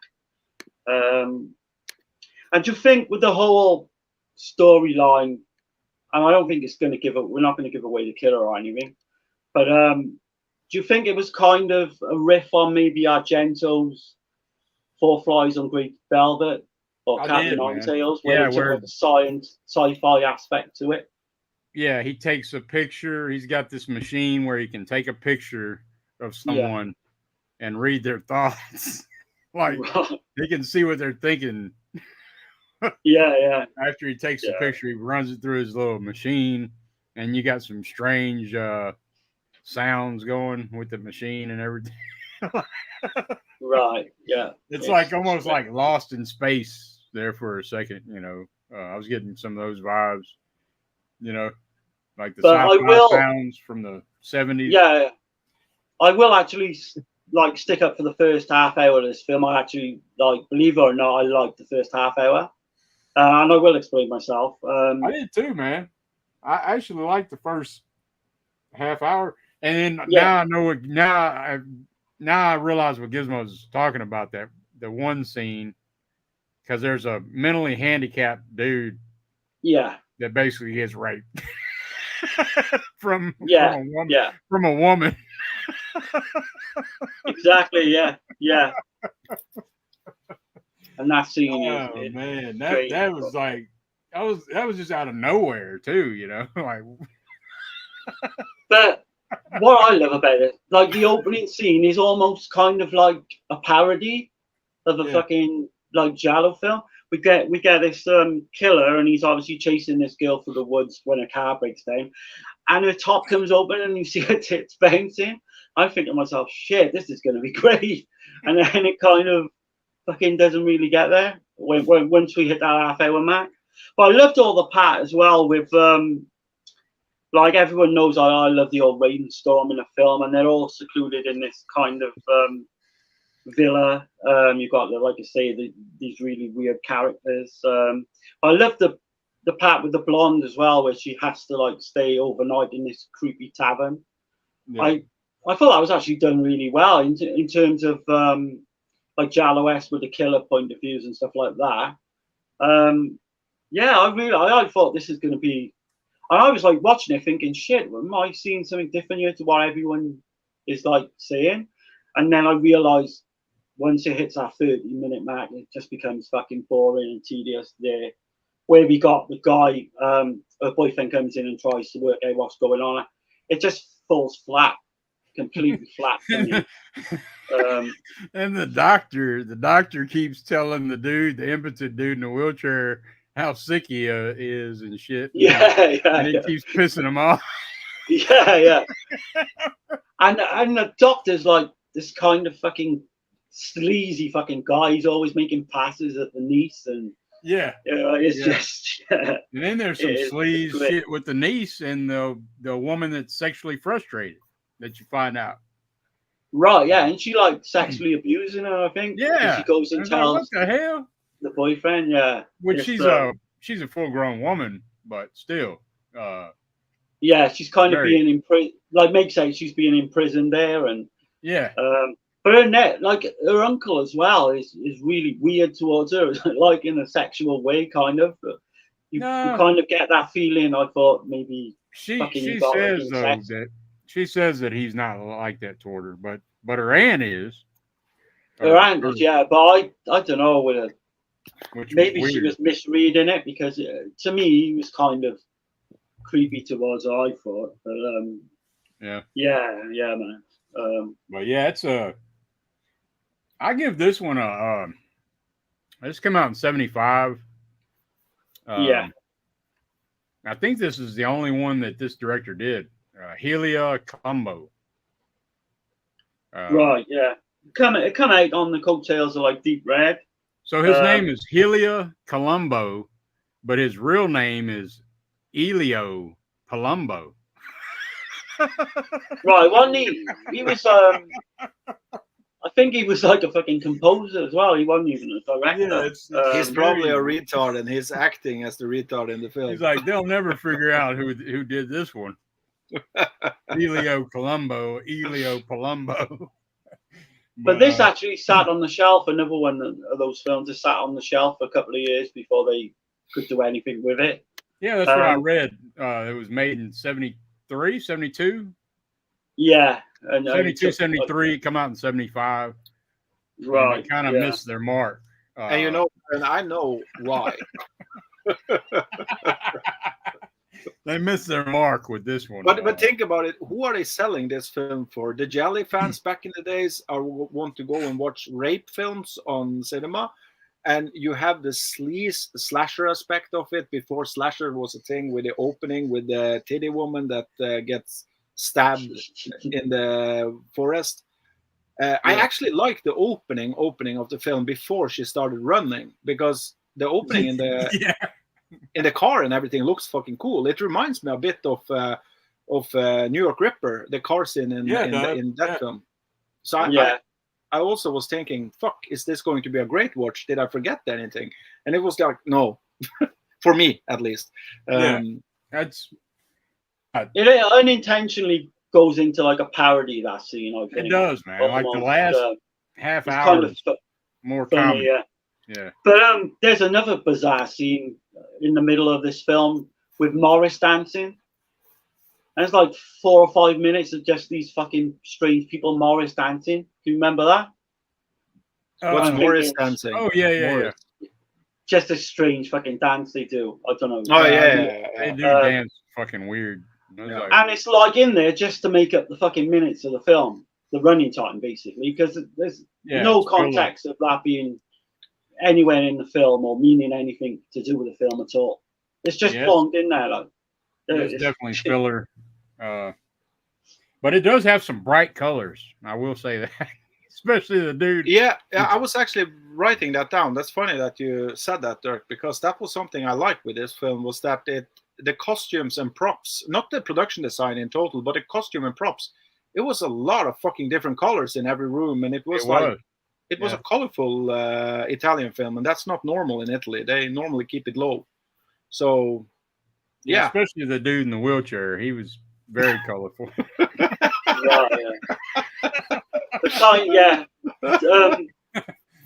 But there's some sexually like really. Do you notice like some sexual really inappropriate comments, like when the boyfriend is in with his family and they're all sat in the villa, and this girl comes out and she says, "Oh, sorry, I'm late for dinner, but I've just had a shower," and he turns around to her family who he's met that fucking night and says, "Oh, I'd love to have been in the water in that shower." Who the fuck says that? Right. I mean, I'd love to have been the water in there, you know. If I was their uncle and I would have fucking knocked the guy out for saying that. Oh, shit. And they're just like fucking going along with it. I would have called the police. That's fucking Ted Bundy. Right. Yeah. But then you got the older guy, the fucking doctor, who's even more of a fucking pervert. And he is. Yeah. It's great in that respect. But I didn't get the vibe. Out of the wheelchair Afro dude. He's just worried about his machine. Like he's some kind of mad scientist, you know. Like, and you notice, like, the way they set up this sci-fi machine is basically just a fucking load of fucking lights and, like you said earlier, and like same mixers, and that's all the fucking thing in it. And they're trying to make this lighting choices in there, but man, I give this. I mean, and then you got the line at the end of the movie, whatever the hell that means. It says mankind differs from beasts for an incurable evil intelligence. I think you need to talk to that Colombo guy to find out what that means. But did you notice as well with Colombo? Palombo. Palombo. Colombo. I don't know whether you guys like the tractor kill at the end. And it kind of reminded me a little bit of Deep Red when that guy gets caught under the rubbish cart and he's going along. I know it's nowhere near as good, and I know, but it must have kind of been a small like homage to that scene. I did appreciate that. Yeah, I think that was done. But actually, this came out before Deep Red, so you know. Did it actually? Oh, right, yeah. It came out before Deep Red, but so Argento is actually Deep Red. Colombo. Yeah, Argento stole this for his movie. He stole from Colombo. What did you think about the whole motivation of the killer as well? It was, that was bizarre. I'm trying to say it, without spoiling it. Without spoiling it, I mean, it's kind of weak and lazy in a way. It's kind of made up on the spot, I reckon. They Yeah. didn't have an ending. They kind of just come up with that. It wasn't very great. It I give doesn't this make one. any sense. I give this one a 4.5 out of 10. Oh fuck me! Oh, I give it. I think I give it a 6 out of 10. Oh, But I am going to champion that first half hour because I Yeah. fucking love that first half hour. Yeah. Yeah, I like the first half hour for sure, and I like some of the goofy shit. You know, it's I don't know. I had fun with it. It wasn't as bad as Gizmo said. Okay. Right, because they throw you another twist as well with the butler on top of Yeah. the killer. Right. And that end shot is then again another twist as well, because Right. we see the lettuce garden with a certain character, and then we're Right. thinking. So it gives you an option of at least 2 killers, Right. So you've got to basically. I think it's cut and dry though. Would you say in that last scene? Who the Yeah, killer it is. Yeah, it's cut and Yeah, dry. it's pretty cut and Sure. dry. Yeah. Yeah, it's definitely, you find out who it is. If y'all can, man, I guess I'll be right back, man. Sorry. Yeah, no problem, man. No problem. So yeah, this one I thought was kind of like a mishmash of maybe Giallo, like erotic, although it wasn't really erotic, but they tried to put sci-fi elements in it as well. I don't know. I've read as well that this is possibly the worst Giallo of this time period. Would you say that, Giz? That it's The worst Giallo of the time period. So say like right in the middle 70s. I didn't think it was that bad. I think it's hard to say that straight out because I'm not that like I love Giallo, but I really need to dig back deep into my thinking box because I think I have been even more bored by some other Giallos, but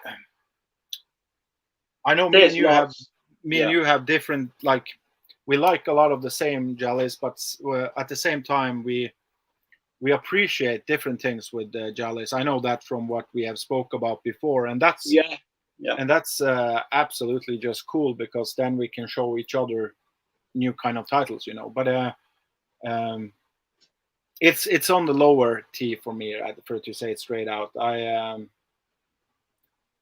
I think for me the problem is that when a Giallo is bad for me, the movie needs humor, or it needs to be so bad that it gets good in a way, trashy bad. And if it doesn't have any of those, then it actually needs just to have some good kills, some nudity, some sexploitation in it, some weird mood in it and stuff. But this movie failed with those also because the kills are pretty damn boring. The first one is okay. The second one was also okay.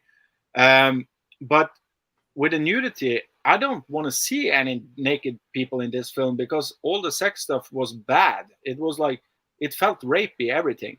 It felt like Ted Bundy had made this film, if that makes sense. It was a nasty movie that I couldn't I don't know. I couldn't get into it. And I will never watch it again, even if I'm on a stream with somebody and they say, we have to watch these 6 films for next Friday. I'll definitely watch this one again. I think. Yeah, it's. I think I might actually warm up a little bit more to it. As time goes on. It's funny. It's got some funny shit to it. I don't know. That's just how I look at it. But it's not a great film by no stretch of the imagination. But no, it's definitely not one. If you're thinking about getting into Gialli, don't start with this one. Don't start with any of the 3 we mentioned tonight. No, I wouldn't either.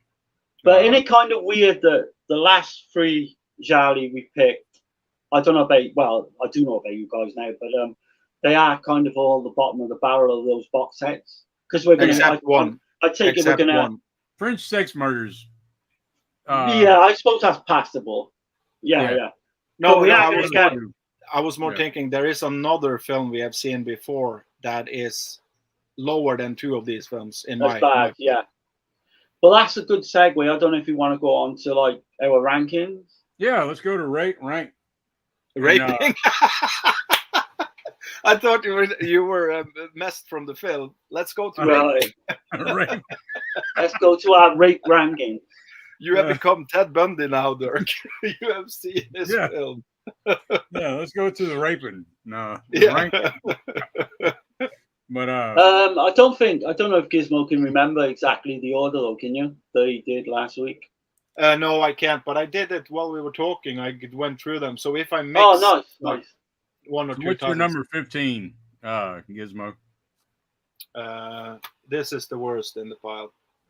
Okay. Yeah, I got that as my number 15 as well. So so y'all both picked the Killers 1 to 13. Yeah. Okay, well mine's gonna be Arabella. Arabella. Wow, that don't surprise me knowing what you think of it, but there's Arabella no way. is just it don't feel like a giallo at all. For one, it's like a really bad fucking Skinamax late night softcore porn. Basically, it's not a. I don't consider it a giallo, but that's why it's my number 15. So Right. Yeah. I give it a 1 out of 10. Wow. I gave it 2 out of 10.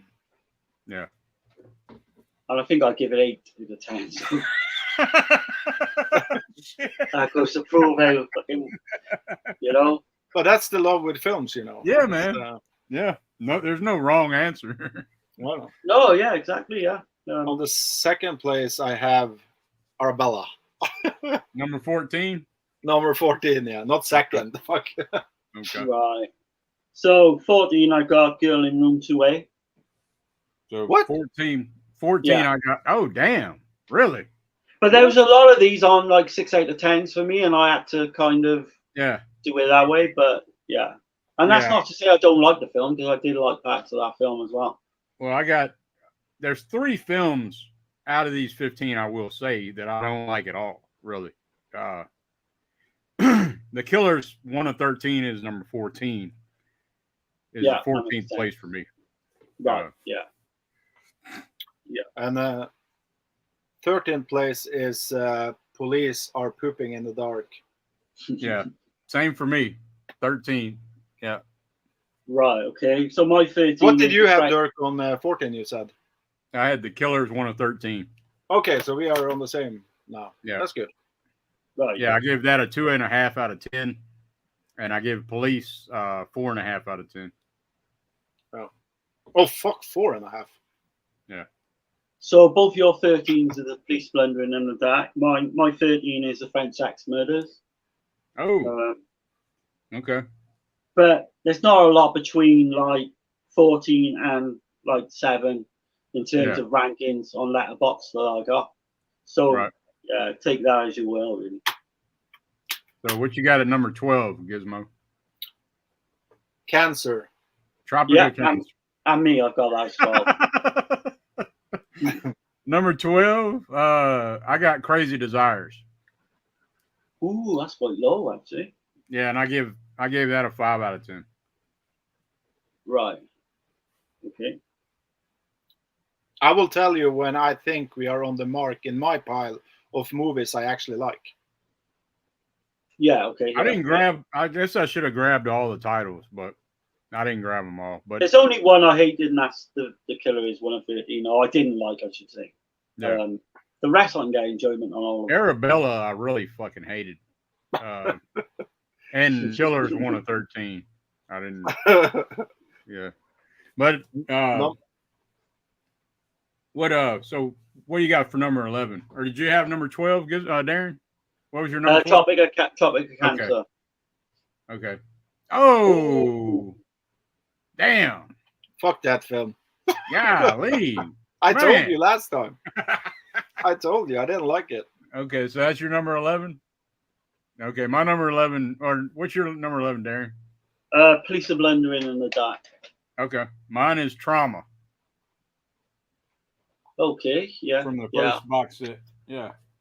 This first box set, for it to be worth what it's worth, is crazy. Yeah. It's definitely this the was worst. one of the weaker sets is volume 1.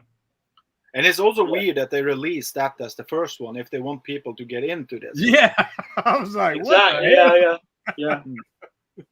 But, And yeah. I think a lot of people were turned off by that, mine, because didn't Pops like he didn't get into them at all, did he? I mean, he doesn't like Giallis. He doesn't like he even didn't open Argento. none of these. Oh, he didn't even open them, did he? He But didn't he even doesn't open like Right. Argento or Fulci or like He don't like. Giallis. He don't like a lot of Italian stuff, Yeah. Oh, right. Okay. Yeah. unless it's like De Niro or Pacino or. Number Okay, 10. so where we is at? it? Number 10. Yeah, I have Crazy Desires. Okay, Okay. Yeah. what you got for 10, Darren? I got Trauma, and I do really like the film, so you can tell, like I say, they're all pretty much the same now, right up until maybe Yeah. number 5. And Trauma, I forgot to mention, I gave it a 5 out of 10. Okay, yeah. But so my number 10 is My Dear Killer. Ooh, that's low. Whoa. Yeah, Dear Killer. I give that a surprising. 5.5. 5.5 out of 10. I might like it later. I might like it a little better with another watch, but And it that was the one it I was was. boring. It was a I boring. was sure Dirk was going to like that one, and It yeah. was boring to me. I don't know. Maybe it was the time I watched it or whatever. Maybe I didn't have enough sleep or something. But when I watched it, I don't know. But yeah, that's my number 10. What's your number 9, Gizmo? I'm now up to a weak 5 out of a 10. And this is the French Sex Murders. Okay, Yeah, I get that. Yeah. that's Yeah. number 9. Yeah. Okay. Do you want What's mine? your- Yeah. Mine is Murder Mansion, and Okay. I like the film a lot. So Right. Like I said, there's only 3 that I really don't like out of these 15. yeah. But my number 9 is Tropic of Cancer. Yeah, that's very right. Yeah. It's because of the fat dude, right? Well, I like the whole I like Anita Strindberg, and I do like the voodoo angle kind of shit going on.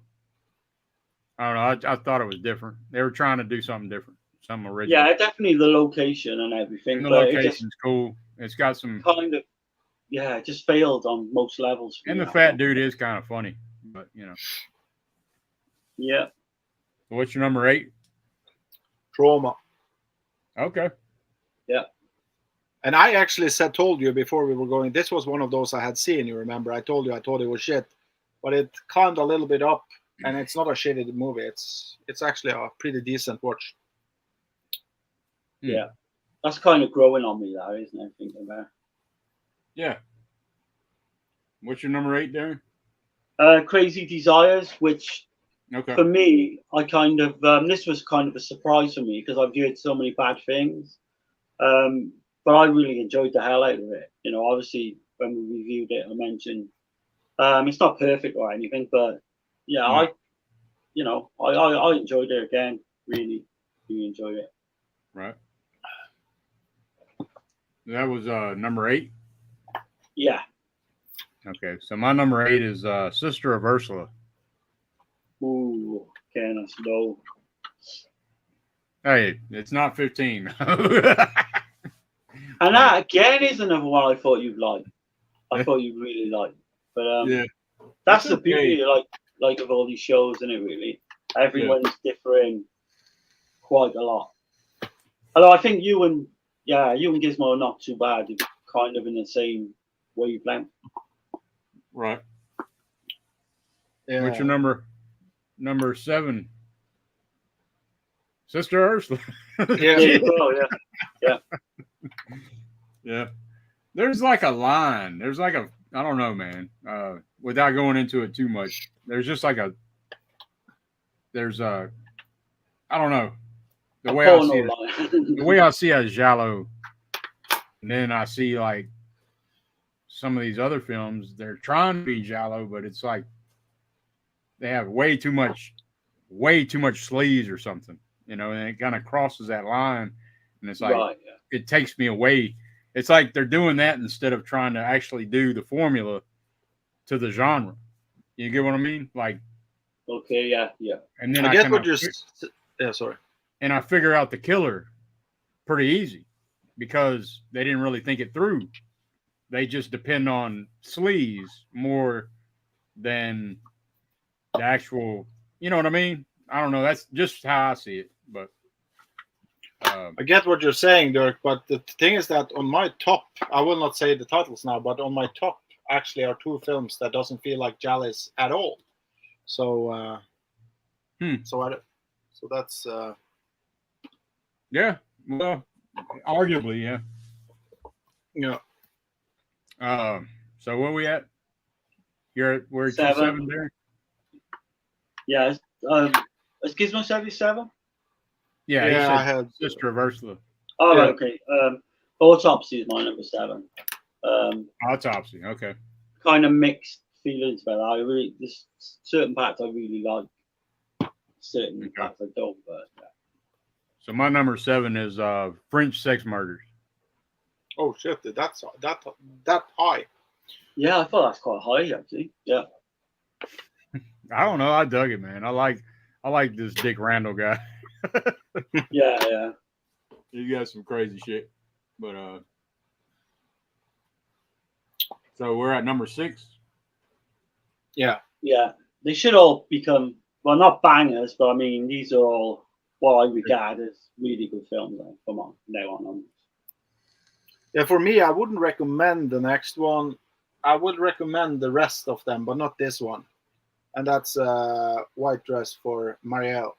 Okay. Nice. Yeah. Love that film. Yeah, it's kind of got a. You can kind of figure that one out too. I'm not gonna say nothing, but you can. It was easy for me to figure out. Yeah. I do love Ida Galley, Evelyn Stewart. Yeah, she pops up in a few of these, doesn't she? She's great, man. She really is. But so what's yours? Number 6? My number 6 is 9 Guests for a Crime, and I really do like this film. Really? Wow. Yeah. Oh, that's surprising. That's really It's a strong 7 out of 10 for me. Yeah. But That's surprising as hell to me because okay. Yeah. So my number 6 is Autopsy. Okay, yeah. Okay. I give that a 5.5 out of 10. What's your number 5? We're down to the nut cut now. Top 5. So this film I will recommend, and it's My Dear Killer. Okay. Right, that's my 5 as well. Has one of the best kill. It has probably the best kill of every one of these Giallis. It does, and that's all. That's all it has. Is that good kill? two really good kills. 2 really good kills. I will have to watch it again, but the very first 30 minutes of that movie is really good. Then it slows to a crawl. I don't know.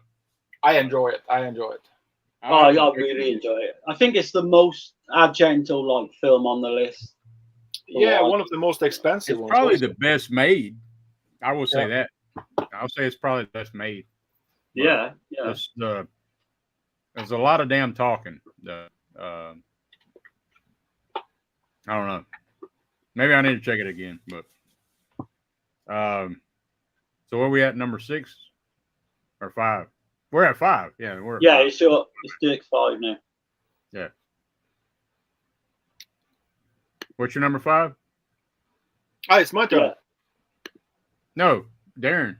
I saw My Dear Killer. Sorry, yeah. Same. Okay.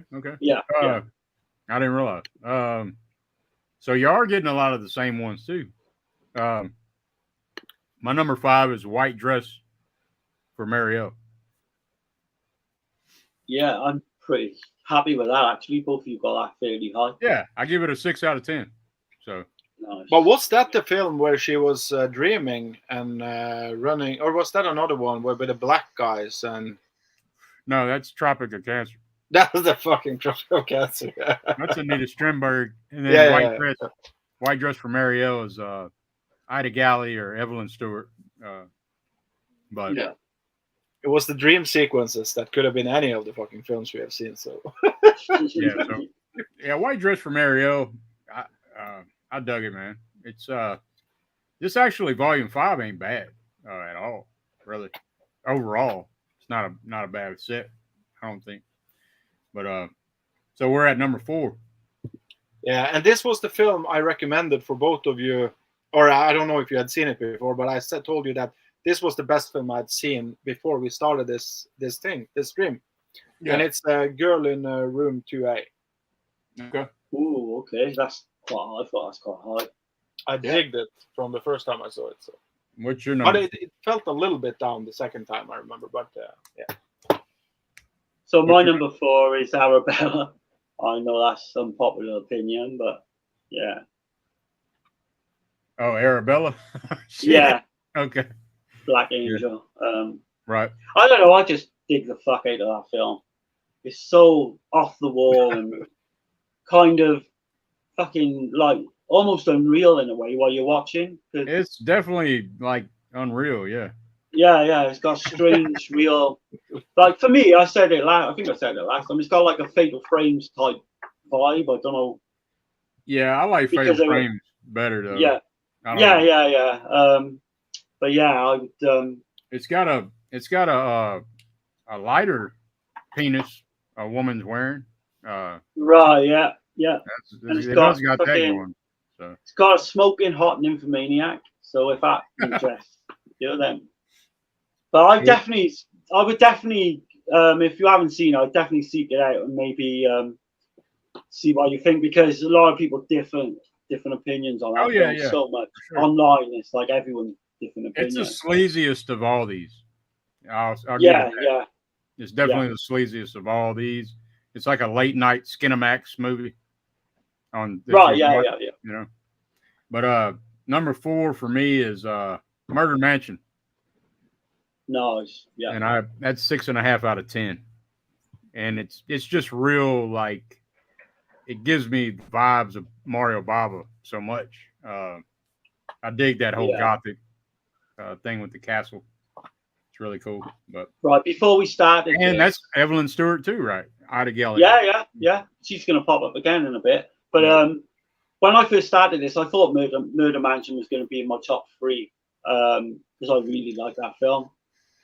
But yeah, what did I have it? I had it number 9. So you know, opinions change. But I will say I do like it. What's your number 3, Gizmo? This was the last 3 was not without a doubt. It's Autopsy. Okay. Oh right. Yeah. Absolutely dig this film. It's of course a little bit slow in the middle part, I think, but with the kind of what you call it, like when she's hallucinating, is that hallucination? Right. Yeah. All of that stuff, I think, is so fucking well done. Yeah. It's tripping. Yeah, it puts me in the film. Like, kind of like if you ever seen a movie called Coma. No, I haven't seen it, but I know it kind of reminds me of that movie in a way. What's your number 3, Darren? The Killer is Among Us. Okay. I think I'm rightly saying I think everyone really liked that film. Of the 3 of us. Oh yeah. Just a great sort of take on the Monster of Florence real life case that happened back, in Italy. 70s. Yeah. Right. Great film. Yeah. Very. Yeah, it was like a warning type of film for young women, is what I understand. Yeah, exactly, because the real life killer was still on the prowl at that time as well. So, highly recommended. My number 3 is Girl in Room 2A. Okay, I really dig that film, really man. You like that one, then? Yeah. I did, man. It's a fun one, man. It's I can watch that shit again. I know I can. And it's an American-Italian co-production, so you can definitely. It's not just a giallo; it's also grindhouse. So you got multiple things going, and it's a fun one. But so, what's your number 2, Gizmo? Yeah, I don't look at this. My number 2, I don't look at as a giallo at all. I look at it more like a crime movie with home invasion, and I thought it was going to be my number 1, but the other one just kind of grew on me. And it's 9 Guests for a Crime. Nice. Yeah. Yeah. I fucking love this film, and I know I'm going to. I think I give both of the top films here actually strong 7 out of a 10. Right. So and I'm not like this is my for real statement. I really dig those two films. Right. Yeah, What's I think I'll give that a 7 as well, 8 to 10. That was a big surprise for me, 9 guests. Right. Yeah, for me too. The box set. What's your number 2, Darren? My number 2 is A White Dress for Marielle. Okay. I don't know. I just really dig that film. Yeah. My number 2 is 9 Guests for a Crime. Yeah. Nice. See, I can't argue that. So Yeah. even though that, I give it a that's 6.5. I give it a 6.5 out of 10. But right. So that ain't that quite strange though, because it's my number 6, right? Yeah, I give it a 7, 8, or 10. So that goes to show all our different, rankings and you know. But I really dug 9 Guests for a Crime, though. Yeah, this is one of the surprises of the box set for me. I think. it is, man. That 5th volume is not bad at all. The 4th and the 5th. Well, the 4th's got a turd in it. See, I think the 4th one for me is the best, and then the 5th one's second best. Yeah. I think. Right. But yeah, you're obviously What's your number 1, Gizmo? Yeah, it's without a doubt. After I thought about it, like I think I would have had this last time also. I'm not completely sure, but it just grown on me, and I know I'm going to rewatch this film a lot of times. And it's The Killer Is Still Among Us. Hell yeah. It's also not a Gialli for me. It's more a psychological thriller for me. Yeah, it's different. It's a lot different, and I like how it leaves at the end. It leaves it open ended. Yeah, and it's fucking dark. The movie. It's shot dark. Man. It is dark. It's yeah. It's almost like New York Ripper on one scene in particular. right. Yeah. You know the hair. Yeah. The hair scene. I'll just say that. I'll just say the hair scene. But I ain't saying what kind of hair. There aren't any bright moments in the entire fucking film. No, it's very dark. Yeah. It's brutal. So I love that film, and I give this maybe even a weak 8 out of a 10. I know I'm going high, but I love this film. It's up really there. good, man. I've seen it like 4 or 5 times already. It's up there with Argento in my book because it's a different kind of take on something. I haven't seen that before. And it feels more real. Yeah. Yeah. To me, out of all these films, it feels more real. That's another film for me that would fit perfectly into like a grindhouse. You could put that in the grindhouse back in the early 80s. I know it was like middle 80s to come out, and that would play perfectly, I think, to that type of crowd. I can't argue with that one. What's your number 1? The Sister of Ursula. Oh, I just fucking love that film. I love the soundtrack. I love like Mark Farrell. I think he's a fucking amazing actor. Barbara Magnolfi. Well, I couldn't remember her name last time, but the cast is fantastic, and just the sleaze of everything is just. I love that kind of thing anyway because I like Arabella, but it's just fantastic for me. And that song as well, I just can't get it out of my fucking head every time I go back to it. So my number 1 is probably no mystery. The Killer Is Still Among Us. Right, yeah. That's pretty consistent on all our lists. That was my number 3, I think. So I think me and Dirk missed 2 films. One of them was Autopsy. I like that a lot better than you. And there was another. I don't remember which film you had there. Yeah, Murder Mansion. I didn't like that. Yeah. Right. Autopsy's number 6 for me, and Murder Mansion's number 4.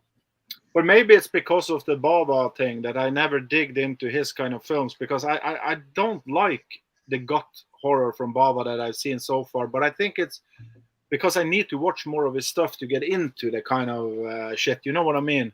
Yeah. It's I only seen 4 of his films. So the thing with Bava is the cinematography. I don't know, man. His cinematographer for like his early on stuff, like Girl Knew Too Much. I can't think of the guy's name, but he's amazing. And he did, Black Sunday. He did all the early Bava stuff. But when he left, I mean, Baba started from being a. I know I'm not going on a tangent here. I'm trying not to, but I was going to say, the Gizmo, what's the 4 Baba films you've seen then?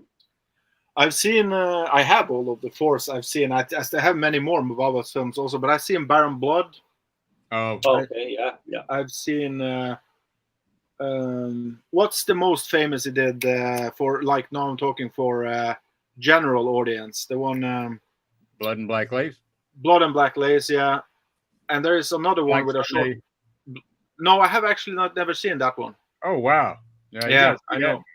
Yeah. I know, but I don't have it. That's the thing. But there was another one he did that's really fucking famous that everybody I know in the horror community have seen. I have it from Arrow. Kill Baby Kill. Yeah, Kill Baby Kill. That was the first Baba film I saw. Okay. But it's not that one either. It's another one. Is it Black a girl who knew too much? Black No. Sabbath. Black Sabbath. Thank you. Yeah. Okay, yeah. I'm I following. was thinking trying to think of his most popular, and it's got to be Black Sabbath. Yeah. As far as what people know is an anthology. The Whip in the Body. I really appreciate that. The Whip in the Body I actually seen. So I've seen 5 films because I have that also. I saw Okay. that. Yeah.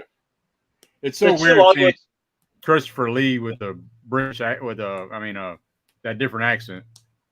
Yeah, I've still not seen that one. But the Oh, two you I haven't would seen- highly recommend. Yeah, I haven't seen The Whip in the Body. Oh wow! The two man, I you gotta see recommend to Gizmo that. is The Girl Who Knew Too Much Yep. and $5 for an August Moon. They're Yeah. the two I highly recommend you do. Yeah, those are. Check it. And you've seen Bay of Blood, I'm sure. Bay of Blood I've seen also. I've seen more. I've seen 6 films from him then. Okay. Yeah. But $5 is just fucking wacky as fuck. If you like 9 Guests for a Crime, it's kind of got that similar setting. I think you dig that quite a bit. I think I have. Oh, yeah, let's see. No. I had those 2 Baba films here today that I picked out because I want to see them soon. I can't believe you haven't seen The Girl Who Knew Too Much. That's such a great film. But there are so many Italian films, Blood and Black Lace here. I'm going to rewatch now. Yeah, that's a classic, obviously. Yeah. I think that's the Baba film I've seen that I like the most so far. I had really problem liking Kill Baby Kill and also Baron Blood. I didn't like that at all. But I need to give them a go again to Well, try to get in. Kill Baby Kill is a little slow. I did find it a little slow. It's not one of his best. Baron Blood, I just watch it on kind of a slasher level where I kind of get fun from it. It's not one of his best. But honestly, The Girl Who Knew So Much, you've got to see that. And $5 I think you like as well. I really do. Just based on what I can gather from, talking to you the last couple of months or whatever, or month or so. But if I remember Baron Blood, it was that there was like a couple or something that moved into a castle or they visited a place and there was like a past story there with a torture chamber or something in the basement, right? Yeah, and yeah. There was this creep that walking around with a hat and everything that comes in and he started killing off the people who are there, right? Right, yeah. But what was because I don't even remember, because I think when I saw it, I thought the ending was so fucking dumb, but I don't even remember the ending. It's kind of... He did really good with that one, with Baron Blood. Yeah. What do you think the ending, though? It was kind of maybe Scooby-Doo-ish again. I know I say that a lot. In a way, it's a lot like Black Sunday. In a way. Okay, yeah. Yeah, I don't. With Baron Blood, I don't think it's high art or anything like that. I think it plays a lot. It's not one of my favorite Baba. I still appreciate it for what it is, but like when he made that movie, it made a ton of money. It made a lot of money. And, right. Yeah. And the producer let Mario make any film he wanted to because he made a lot of money off that one. So he made Lisa and the Devil. which I love. I love that damn movie. So Yeah, it's kind of one of his lost like masterpieces because not a lot of people talk about it. At least in the Devil. right. But Is it a Baron Brooklyn, Giallo or? Yeah, I'd say I would say just it's about. a supernatural. I consider it a supernatural giallo, but it's not just a giallo though. It's hard to explain. It's like its own thing.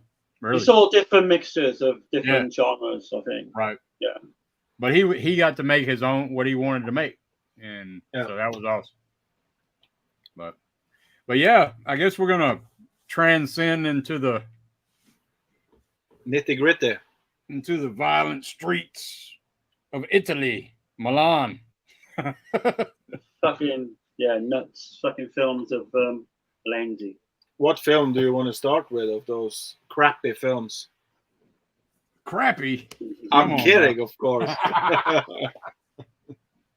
I guess we can start from the way they come out, right? And that'd be Almost Human. Yeah, seems good. So we'll do the best first. Yeah, I mean it's the first one Lindsay did with Thomas Millian. I mean, I love this damn movie, man. I just gotta say it's a masterpiece.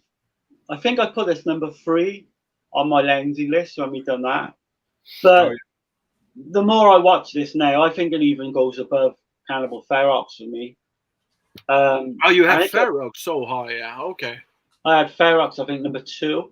I had Oasis of Fear, number 1. But this could quite easily jump the two of them now, actually thinking about it. Can I just ask then, Darren, just of curiosity?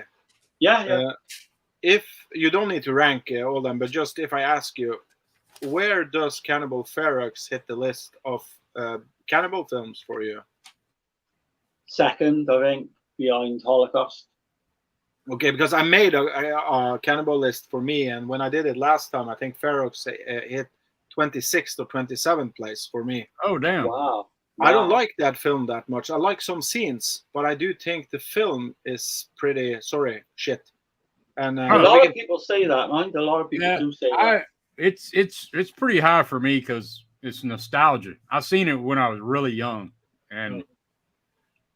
but it's under the title "Make Them Die Slowly" is how I seen it.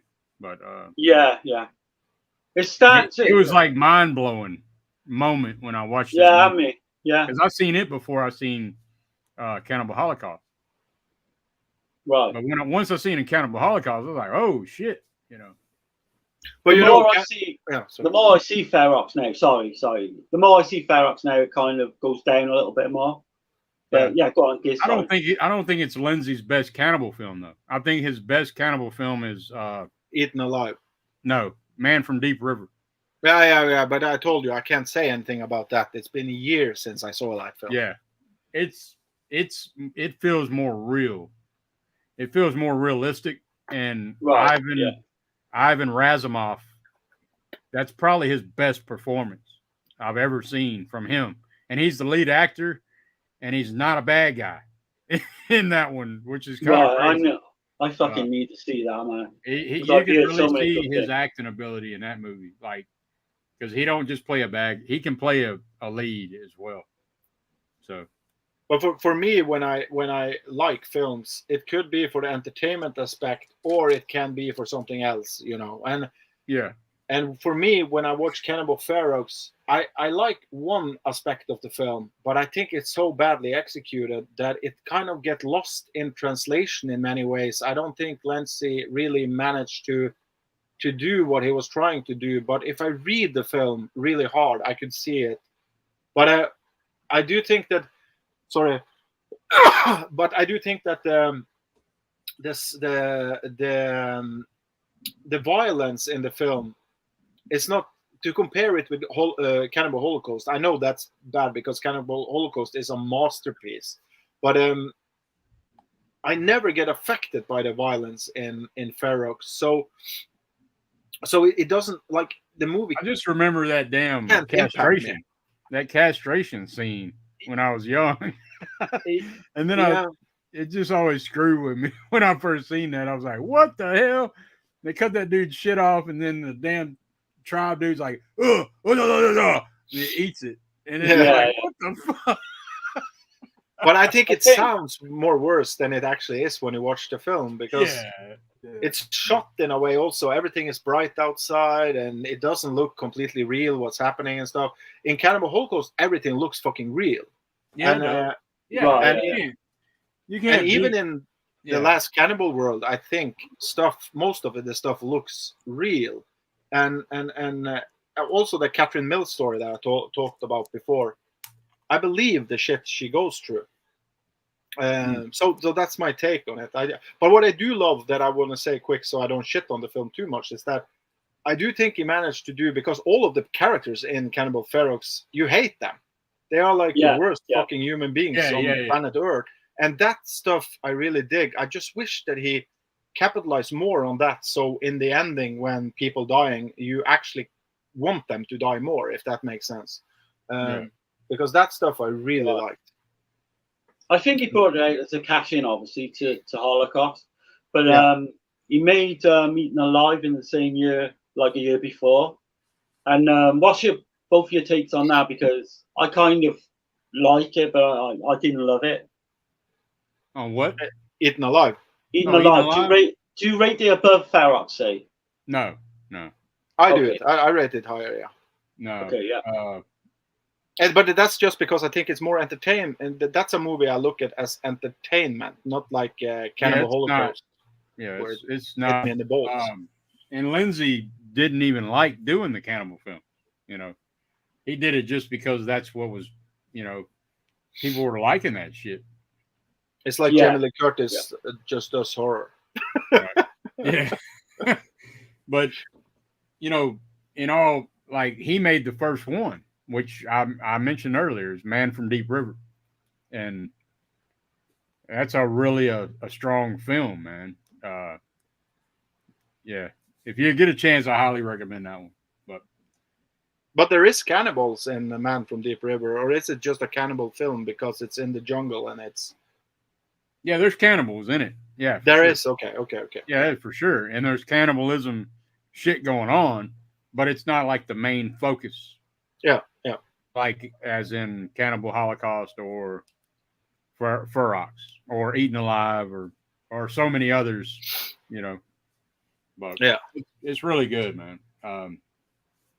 But do y'all want to get on this Almost Human?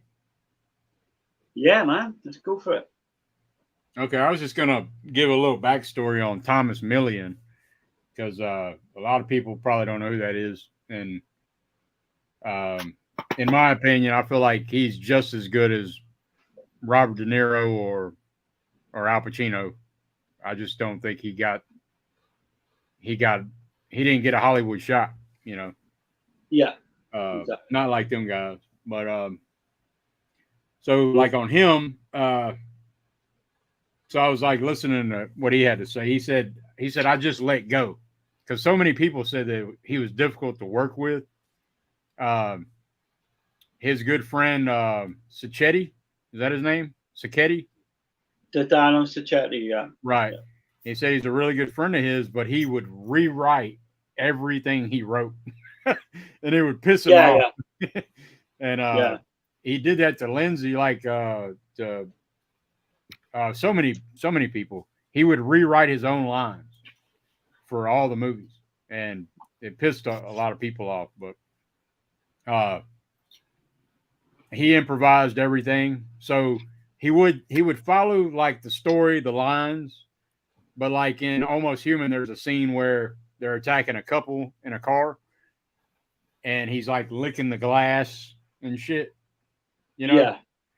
Well, he was like fucked up out his mind, like on cocaine and tranquilizers and alcohol. Right.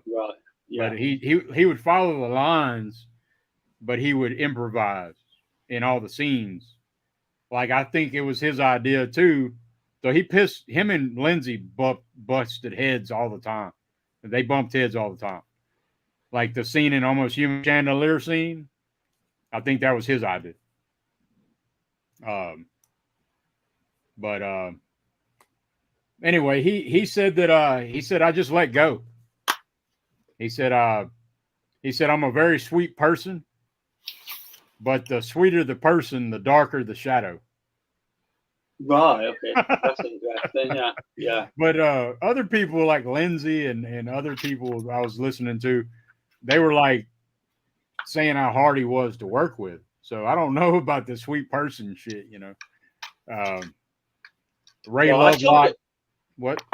Go I ahead. was going to say I totally agree with what you say about his acting ability is second to none. I think that guy should have been fucking massive. If he'd have, Yeah. like, say, conquered America, or He was in Italy. I mean, he was he's just superstar a in Italy. phenomenal talent.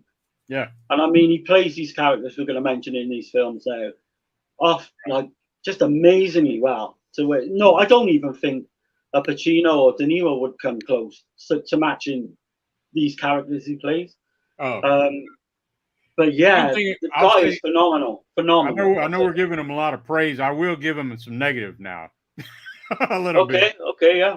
So the negative on him that people were saying was, and this is Ida Galley.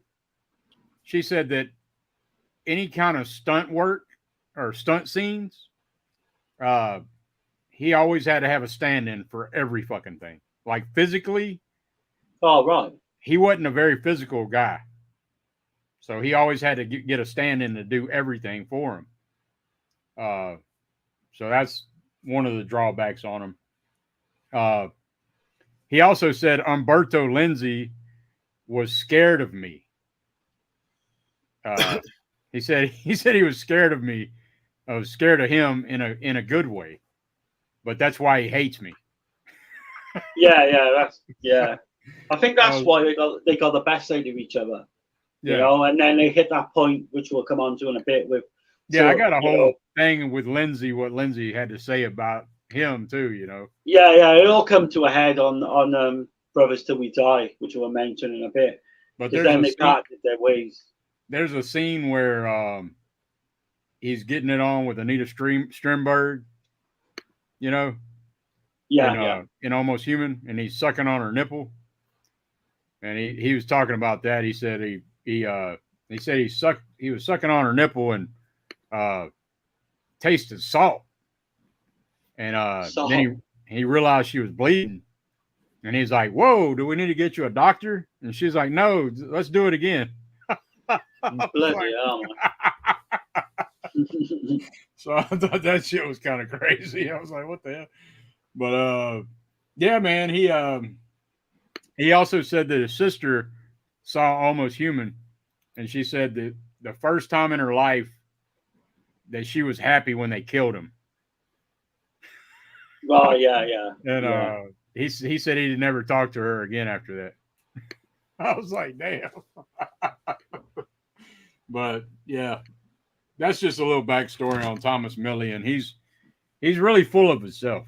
He really was. He died in 2017 though, but definitely one of the Italian greats. I think he's definitely. And he was in some westerns too, and he got, but he bumped heads with a lot of people, man. So the first one we're going to be talking about is Almost Human, man, and I consider this a masterpiece. Yeah. From Umberto Lenzi. Lenzi said this, he don't consider this his masterpiece, which I was like, hell. He said he thought that what the hell, which one was it? Armed to the Teeth was better. And I just don't think so. No any argument. I give Almost Human a 9 out of 10. And that's a strong 9 too. But it's a strong line for me, and I mean, on another given day, I could easily just say 10 to be honest, because every time I've seen this film, like I've seen it about 4 times now in the space of a couple of months or a month or two, and but every time it just gets my attention, and I just love it. I just think, maybe it is his masterpiece. Like whereas Diodato, had Cannibal Holocaust, I think this is his type. This is his Cannibal Holocaust. I If that really makes think sense, Umberto. I think Lindsay, because Lindsay did 64 movies. He did 64 Yeah. films in all these different genres, and I think that his strongest for him was the Eurocrime, the Policio Tedeschi films. Yeah. I think I've not seen a bad one that I've seen from him. right. And there's not many, directors you can say that about. But yeah, I don't know. Do you want me to give you a brief rundown of the synopsis, or? Yeah, we can go ahead and get into Almost Human. What do you think, Gizmo? Of the film. Yeah. Yeah, I think it's a masterpiece, close to a masterpiece. It's I only seen it 2 times. This was my second time, but I think I compare it with, and I know you're probably getting shocked now, but I compare it with Joaquin Phoenix, Joker, Taxi Driver, with movies like that where the story is not that important for me. The more it's the characters, the journey of the character, and I think he is. As I wrote to you after I saw it the second time, it was. The interrogation scene in the film is fucking insanely good acted. Yeah.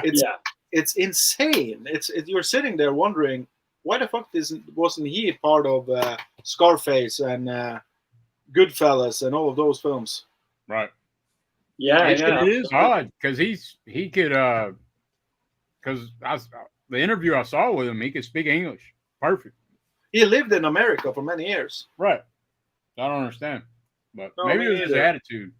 And he was like really strung out on drugs and shit and alcohol and shit. But that's the only thing I can think of. Maybe he got a bad reputation. And yeah, because Lindsay cut him loose. Brothers Till We Die. Right, yeah. That was the last one. He said, I'm done. I can't work with him anymore. So yeah. Crazy. But there is a YouTuber that you know that I don't want to name that talks about Winger syndrome a lot and many of these kind of films, Yeah. And he said that he was talking about the I always forget the name of those Polizitesco, thank you. Movies, and he was mentioning Almost Human and Brothers Till We Die and another one, I don't remember which. And he was saying that, but he talked about an Australian film that I love called Fair Games. But he said to the audience that you shouldn't buy Fair Games because it's so hard to watch. It's so heavy, It's a hard watch. And then he said you should buy Almost Human, and the other. I was just like, what the fuck? Fair Games is a comedy. It's like Almost Human is got some hard scenes for a lot of people, probably. It's dark as hell. Yeah. It's yeah. So I stopped following him after that. Yeah, man. I don't think he has seen the films, to be honest. Right. Yeah. Yeah. Go ahead, Darren. If you want to, we can go and dive in, man. Yeah, man. Like I say, I think everyone agrees with this one. So you got Giulio Sacchi, Thomas Milian, is a getaway driver for a gang of bank robbers in Rome. He shoots dead a traffic cop who notices him. They make a getaway, snatching a child from his mother's arms as insurance. He's basically then kicked out of this gang. He devises his own kind of ransom plan to kidnap this very rich daughter of this very rich millionaire. And he has, he kind of adopts a couple of criminals to help him out along the way. And then you've got Inspector Grande, who's played by the brilliant Henry Silva. He must kind of resort to like brutal sort of vigilante tactics to finally take him down. And then that's what I would say is like the main, synopsis of the film. Yeah, man. But we could go through scenes and stuff. Like, yeah, man. Yeah. This is an alternate title, The Death Dealer, which I thought was cool. Right, yeah. And like is it UK titler? Do you know? I think that was the Italian. I think that was one of the Italian titles. The Death Dealer. It was. There's basically a different cut. The Death Dealer cuts out a lot of different. I'm not sure exactly what, but different aspects of the film. and they kind of remodeled it and called it the Death Dealer. When they called the Executioner as well, I think. Yeah, the Executioner and the Kidnapper Mary Lou as well. Milan's Hate. Yeah. Milan's It's got Hate. loads of names. Yeah. Yeah, it's got all kinds of damn names. But yeah, man, it's on this, like the tagline for this one. It says, "He raped, tortured, killed, and loved every minute of it." I was like, "What the hell?" Oh, that's a fucking good tagline. Yeah, man. He really did, though, man. That's basically what he does in this movie. He's like the scum of the fucking earth. Yeah, and that's the question I have for you. Have you seen a movie where a character is portrayed kind of worse than him? If you understand what I'm saying, like, yeah, where you know the Joker. You're following the and he's basically the lead character. Yeah, the hero. Yeah. Right. Yeah. The hero, what? But you know what I mean. I mean, he's the hero of himself, I guess. But it's. I can't think of another. Yeah. I was thinking when I saw it the first time that Perdita Durango, a movie I talked about before with you, Dirk, is that movie reminds me a bit about Almost Human, because you're following psychopaths through their journey, doing shit for some days, and I think it's just 2 days in Perdita Durango. And I love Perdita Durango, but I actually think Almost Human is better, and that's because of Millian. Yeah, man, he's phenomenal actor, man. Like if he would have not been on the drugs and the alcohol, I think he would have blew up. I really do. But maybe that's why he's phenomenal, because he was on the drugs and alcohol. Because that's what people say too. Because maybe he wouldn't have let loose like he did. He was like really big time on vodka and did cocaine and did tranquilizers, which I noticed that was a big thing in the 70s. I guess the damn tranquilizers, but because you hear it in all these damn movies, they're like, "Oh, do you need to take a load off? Take a tranquilizer." It's like, what the hell? But the only guy I can think of to Gizmo's question was, and maybe it's David Hess in House by the Edge of the Park, or On the Edge of the Park. Yeah, that character is just as bad to me. But yeah, I don't think Hess hasn't got the acting ability. No, he doesn't have the range. That's the thing. Yeah, exactly. Yeah. Nope. But as a character, I think he's just as bad. Because I believe more that I would have had sympathy for Milan in the roles he's playing, while David Hess is more like a person you just want to kill. Okay, yeah.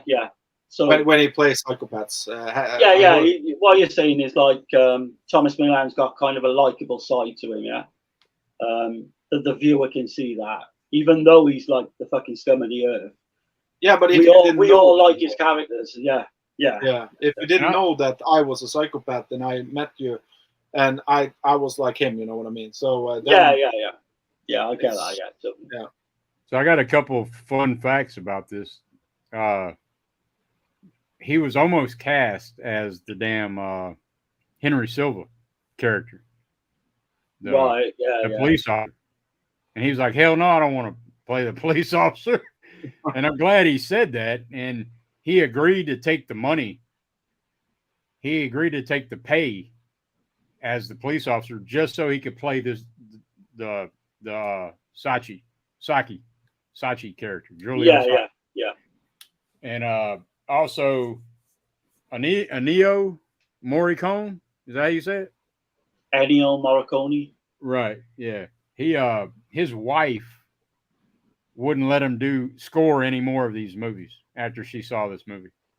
That's right. Yeah. She was disgusted by it, wasn't she? She basically, I think she phoned Lenzi up and said he's not going to do any more films for you because he was just absolutely fucking disgusted by the film. That's why I say never listen to the wife. He must have been really pussy whipped, right? Yeah. Never listen to the wife. I mean, his wife is calling the shots for his ass, but whatever. But has Millian and Hess ever played in a movie? I don't know, man. That'd be interesting. Not that I can think of offhand. I don't think so. But think if Millian and Hess was playing together in House on the Edge of the Park. Man, that would have been great. But imagine this. fuck But me. think about this though. Okay, so Spasmo, Lindsay made Spasmo, right? And then he made Almost Human. And then the next film that he made was Eyeball. Yeah. So That blows your fucking mind just thinking of that. How can you go from Almost Human to Eyeball? yeah, As much as I love Eyeball and I absolutely fucking Right. love it, yeah. it is what it is, you know. And so he's got the corruption of the upper class in these movies, these Eurocrime films. Yeah. So I mean, like, he's a complete scumbag, man. I mean, he fucking kills a kid, fucking the way he does his girlfriend. Like, it's fucked up, man. It is he is a and you know, yeah. Wait, I also found out that Fulci and Lindsay were great friends. Right, do they? Did y'all know that shit? No. Yeah, they were like really, really close and really great friends. So I was like, hey. I didn't think Fulci had friends because everyone that talked about Fulci hated him. Well, everybody talks Yeah. about Lindsay fucking hates him. I was gonna say exactly, yeah. Exactly. They both Yeah. must have fucking got along with each other. Right. But But yeah, like you say, how'd you go from this film to fucking Nightmare Beach, say? You wouldn't think it's possible, would you?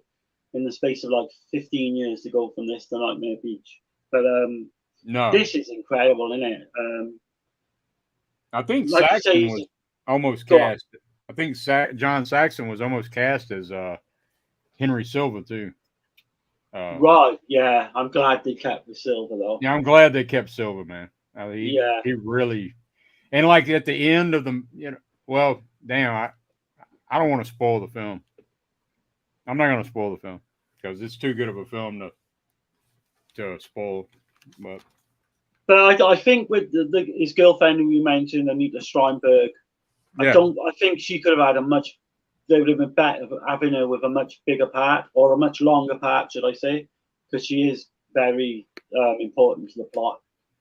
I don't know what the deal was there, but evidently it worked out anyway because I love the film. But I would like to have seen a little bit more of her. You don't know. I honestly don't know where to start with this film because there's so many fucking good scenes. Yeah, well, I don't want, like I said, I really don't want to get into it too much because yeah. I just kind of wanted to brush over it and bring it to people's attention if they don't know about it. But Yeah. It's a masterpiece of a film. You should see this. I will fucking say movie. this. I will say this though. It's kind of a letdown. The box set. I think that you should get this box set, but this Blu-ray doesn't look as good as the other ones.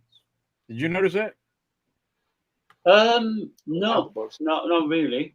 The transfer on Almost Human is not as good as the other ones for some damn reason. I just noticed it this time around. So I was 88 Films will release that on 4K. I promise.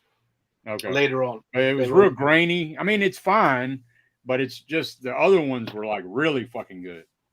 Transfer. Right. I can remember it being better than the Shameless one, though. But maybe the Yeah, print it's better they got than for the it. Shameless. It's better than Shameless. Yeah. Yeah, but- the print they have for it maybe. Well, maybe it's not that certain good. scenes too. Now that I'm thinking about it, like the opening shots didn't look really good. They didn't. Right. look, Okay. Yeah. They didn't look as clean, but I think it cleans up in certain scenes. It cleans up better. But these other these other Blu-rays, I mean, are amazing looking. So. But I mentioned because I know we covered this like really well in our lengthy top 10. But I Yeah. mentioned the whole scene where the three guys go to the house. Mary Lou runs off to this house, and that scene does remind me a lot of House on the edge of the park. Home invasion. Yeah, and the way he's got them tied to the lights as well is kind of bizarre, but like it. And he, don't want to spoil things, but then he forces like this male guy, shall we say, to give him oral sex, and you've got the three of them all getting oral sex off these fucking these Yeah, people they in don't this ever house. show Fucking nothing. bizarre, man. No, it cuts away, like, but it's implied and it's quite, strongly implied. Yeah, that's for me one of the best scenes in the film, I think. But you said that he didn't do a lot of his stunts, but in that pool hall scene, it did actually look like him. When jumps on top of the table and he's swinging, Yeah, you're talking about in Syndicate Sadist? Oh, am I thinking of the wrong film, am I? Yeah. Well, there's a pool scene in Almost Human too, but he's getting his ass. Oh, right, yeah, that's what I'm thinking of, yeah. You're thinking of Syndicate Sadist. Yeah, sorry. Because kind of they all kind of blur in a little bit if you watch them like one after the other. Yeah. But yeah, there's a pool scene in here, but it's not the one I was thinking of. Yeah, he's just getting his ass whooped in that one. But he's got a reason. He's got a reason why he's doing what he's doing. Yeah. It's like such a clever plot as well. Yeah, man. Ernesto Gastaldi, man. I mean, the dude, he wrote the most Gialli of anyone. So. Yeah, absolutely. I'm sorry, and again, guys. I gotta hold up a minute, but that's y'all all go right, ahead. Go ahead. Right. Okay. Yeah. Did you do you think a lot of what do you think of Ray Lovelock as like a supporting role as one of the bad guys? I think everybody in this film acts good. I don't think there were any other that really, for me at least, stand out. But I just think that everybody acted good. And for me, I'm going to be totally honest because I know you and Dirk loves Lenzi a lot. For me, I think Lenzi is either a hit or a miss for me. And I do think that he struggled often with good acting in his other kind of genre films. But when it comes to this police kind of, or what's call it again? Police Tactical. It's a really hard word for me to remember. Just say crime films to be okay. Yeah, crime films, Italian crime films.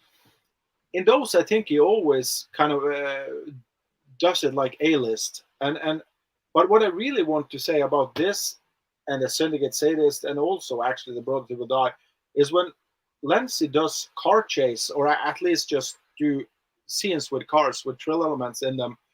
I always struggle with that in Italy in the 70s because you could always see if they just made the picture go faster. You know what I mean? Yeah.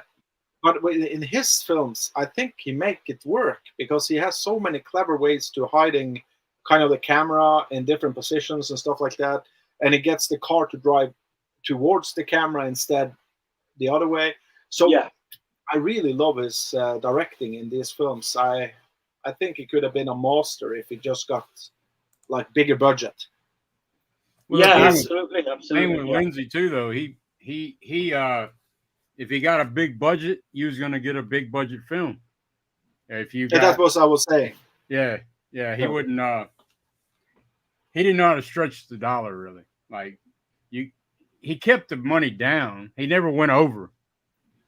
But No, but what I was saying was that the car chase scenes they have in all of his films and stuff like that, when it comes to thrillers, I think all of those scenes are executed perfectly because he managed to put the camera in positions where I don't get fucking annoyed by seeing that they just do it speed up the film, right? Like they do in most Italian films in the 70s. And I understand that he was doing some illegal shit when he did that. A lot of those scenes, like he didn't have permits and shit, like to do a lot of that shit. So he just did it, and he's like, "Fuck it." And he had guys dressed up like police officers in a police car, like chasing, so other cops would chase and shit. And crazy. If you actually think about that, because I think William Friedkin did it in the French Connection. Where how nobody got killed is fucking beyond me because they're taking so many risks doing that back then. I know you had stuntmen and all that, but even so, you don't hear really.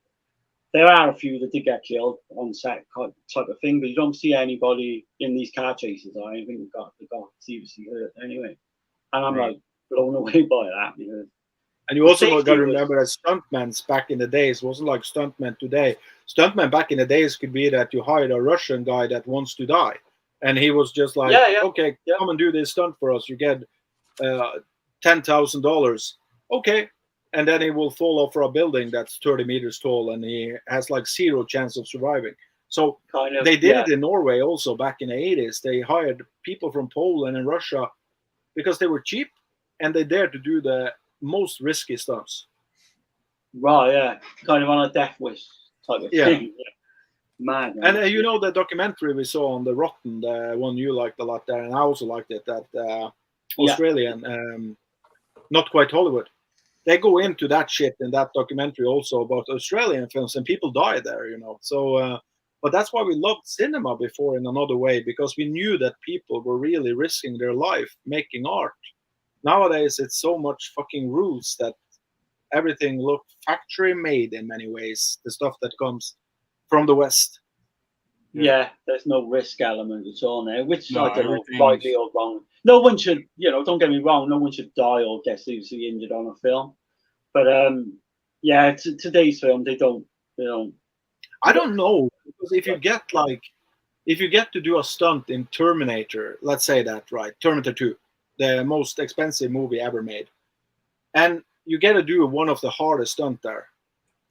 Shouldn't there be like a risk for you to die? Because if you're a stuntman, that's kind of, when I was young, I was thinking that stuntmen are kind of, when you go to the circus back in the day, Yeah. it was always a risk for people to die when they do the show, because they didn't have safety net or anything like that in many kind of Yeah. The acrobat. Yeah, acrobats and stuff. Yeah. But if you knew that there wasn't like a risk of getting hurt, why would you want to see it? You know what I mean? It's kind of the thrill of the, I don't know how to say it. It's that's why I love Jackie Chan. He almost died in every fucking movie he made, but he did yeah. it. Yeah, he jumped from building to building, breaking Yeah. his ankle and shit like Broke that. his neck 2 times. Yeah. Think about that in the armor of God. But I'm just saying that I'm not going against what you say, Darren. But I think that that's one of the reasons why movies have fallen a little bit for me, because we have CGI shit nowadays and stuff like that. Yeah. So people are not risking their health for making art anymore, and that comes also for the director, like Umberto Lenzi. If he made cheap ass films, I bet that he worked day and night just to get these films made, and that means also that he risked his health to do this for us. yeah, So- absolutely, yeah. Yeah, You man. don't. I couldn't name one now of like a modern day stuntman. No. You get your fucking shit with Tom Cruise, I suppose, and that, but there's no one like back in the day. You even had Fabio Testi, who was a high, an actor of quite high, ranking and that. But he was a stuntman as well, and he did all his own stunts and stuff. So yeah, the And I don't know how it closest is in America or England, but circus are dead in Norway. There aren't Oh, man. circus. There are almost no I can't circus. remember the last circus that we had around here. Hold on, y'all. I'm sorry. My So I'm just son- saying, Darren, it's just because I think that for me, a movie is not only the story being told. For me, a movie is like going to the fucking circus or going to something and experience something that I don't want to experience in my own life. You know what I mean? So Yeah. and I like Tom Cruise a lot, actually, that he does his own stunts. I just wish I loved his films more than the last 10 years. I love a lot of his older films, but I will watch all of his films just because he does his own stunts and he puts his life on a line for me to get entertainment. Yeah. Like you say, the closest I'd say, because what's the Tarantino film? Death Proof. No, the Hollywood one he made. Oh, Once Upon a Time in Hollywood. Yeah, that's kind of based on an old stuntman back in the Yeah. late 60s. But yeah, you don't get no characters now either, do you, really? Like we're talking about Thomas Millian and Henry Silver. There's no one like that around nowadays. That remotely the same, But just think, I don't know what kind of music you listen to, but for me, I always like rock and even black metal and everything. But for me, those kind of music stuff has also died out nowadays, because I have to go back in time to listen, because I can't feel the soul from the singers, because all of them are like going to the gym now. All of them are like straight like normal people, if you understand. Yeah. Back in the days, you didn't know much about those rockers and stuff. The only thing you knew about was Ozzy Osbourne biting the fucking bat head off, and yeah, you know, it's the magic. Sorry, y'all. It's, So Unlock that's the all door. right. so yeah. But I was into thrash metal, Megadeth, Metallica, Anthrax, and all that. And I kind of got out of it at the right time, back in, say, the early 90s. And but now music, like you say, nowadays it's just fucking not the same for me. If I go back and listen to an album, I'll put on Peace Sells or Killing Is My Business, and or any of the Metallica albums before, and Justice for All. And music today is shit, but that's another old, you know, we could go off into another tangent with that. Yeah, I just wanted to go into it, because the thing is that I would just say one quick thing more. Sorry that I'm no, going carry off on, here. man. No problem. But it was, I was saying, like, everybody knows Terminator 2 is my favorite film, so fuck it. But in Terminator 2, there is a stunt that's done there with a Harley Davidson where he jumps off, and you see it's a stunt man, but he looks a lot like Arnold. You know, when he jumps down into the I don't know what's it called, but the driving scene when he takes I call it a ditch. yeah, when he takes John Connor and put it on his bike, you know. But that scene, when I saw it the first time, first of all, I thought it was Arnold doing it, because it looks so fucking like Arnold the first time you see it. Second of all, I was wondering, how the fuck could you make a Harley Davidson jump like 15 feet down to solid Concrete, yeah. Concrete, yeah. And when I got Terminator 2 on Laserdisc, I was looking on the bonus features on it. And I even loved the bonus feature just as much as I loved the film. So suddenly there was a big spectacle just watching the behind the scenes shit. And it was like, and then the stuntman could have, of course, died of that stunt. Oh, yeah. Yeah, But that just makes it so good today. It's like just watching stuff like that, because they were risking their life to make us happy, to just say it.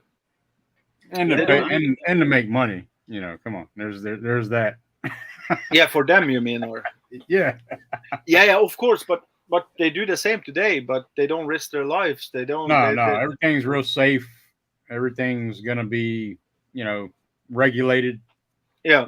And Well, going back to Million again, then, because you talked about the drug stuff, and I saw the interview with him on the Shameless, not with him, but with Lindsay on the Shameless release, and it's really fun, because you already said this, that he did a lot of cocaine and stuff before during the filming.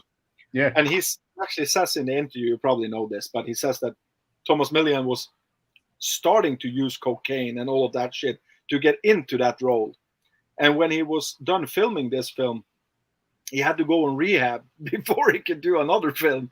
And what made me think about that is, what about Joaquin Phoenix? He's like the last of those kind of people we have now in Hollywood. He did that mockumentary, what's called I'm Still Here or something. Oh yeah, Joaquin. Yeah. Yeah, and I just find it. We are missing those kind of stuff also, that really push the actors. We need more drug. So you're saying we need more drug addicts in film and music and films. Yeah, we need people who are real in many ways. I don't know how to say it, but not fake Hollywood. That's the shit I hate. Yeah, man. Yeah, Lindsay said also that he didn't allow Millian to do what other directors would allow him to do, is what he says. But if you listen to Millian, he's saying that Lindsay was scared of him. So I don't know. Yeah, that's what I got from like a few of the interviews. He was in charge of Lindsay during the fucking shoots and stuff. Right. And that's why it all come to a head. With the last Lindsay also said this, though. He said American actors respected him more. Yeah. where Italian actors would fart and burp and shit. They were real disrespectful. This is what Lindsay was saying. I was like, what the hell? He's saying he's basically saying American actors were more respected, more professional at the craft versus Italians. Yeah. So But, he said, but Thomas Milan did do a film with Fulci, didn't he? Yeah. And he in Don't Touch It That Way? yeah, Or am I thinking of yeah. yep. So one day them two sort of kind of got on.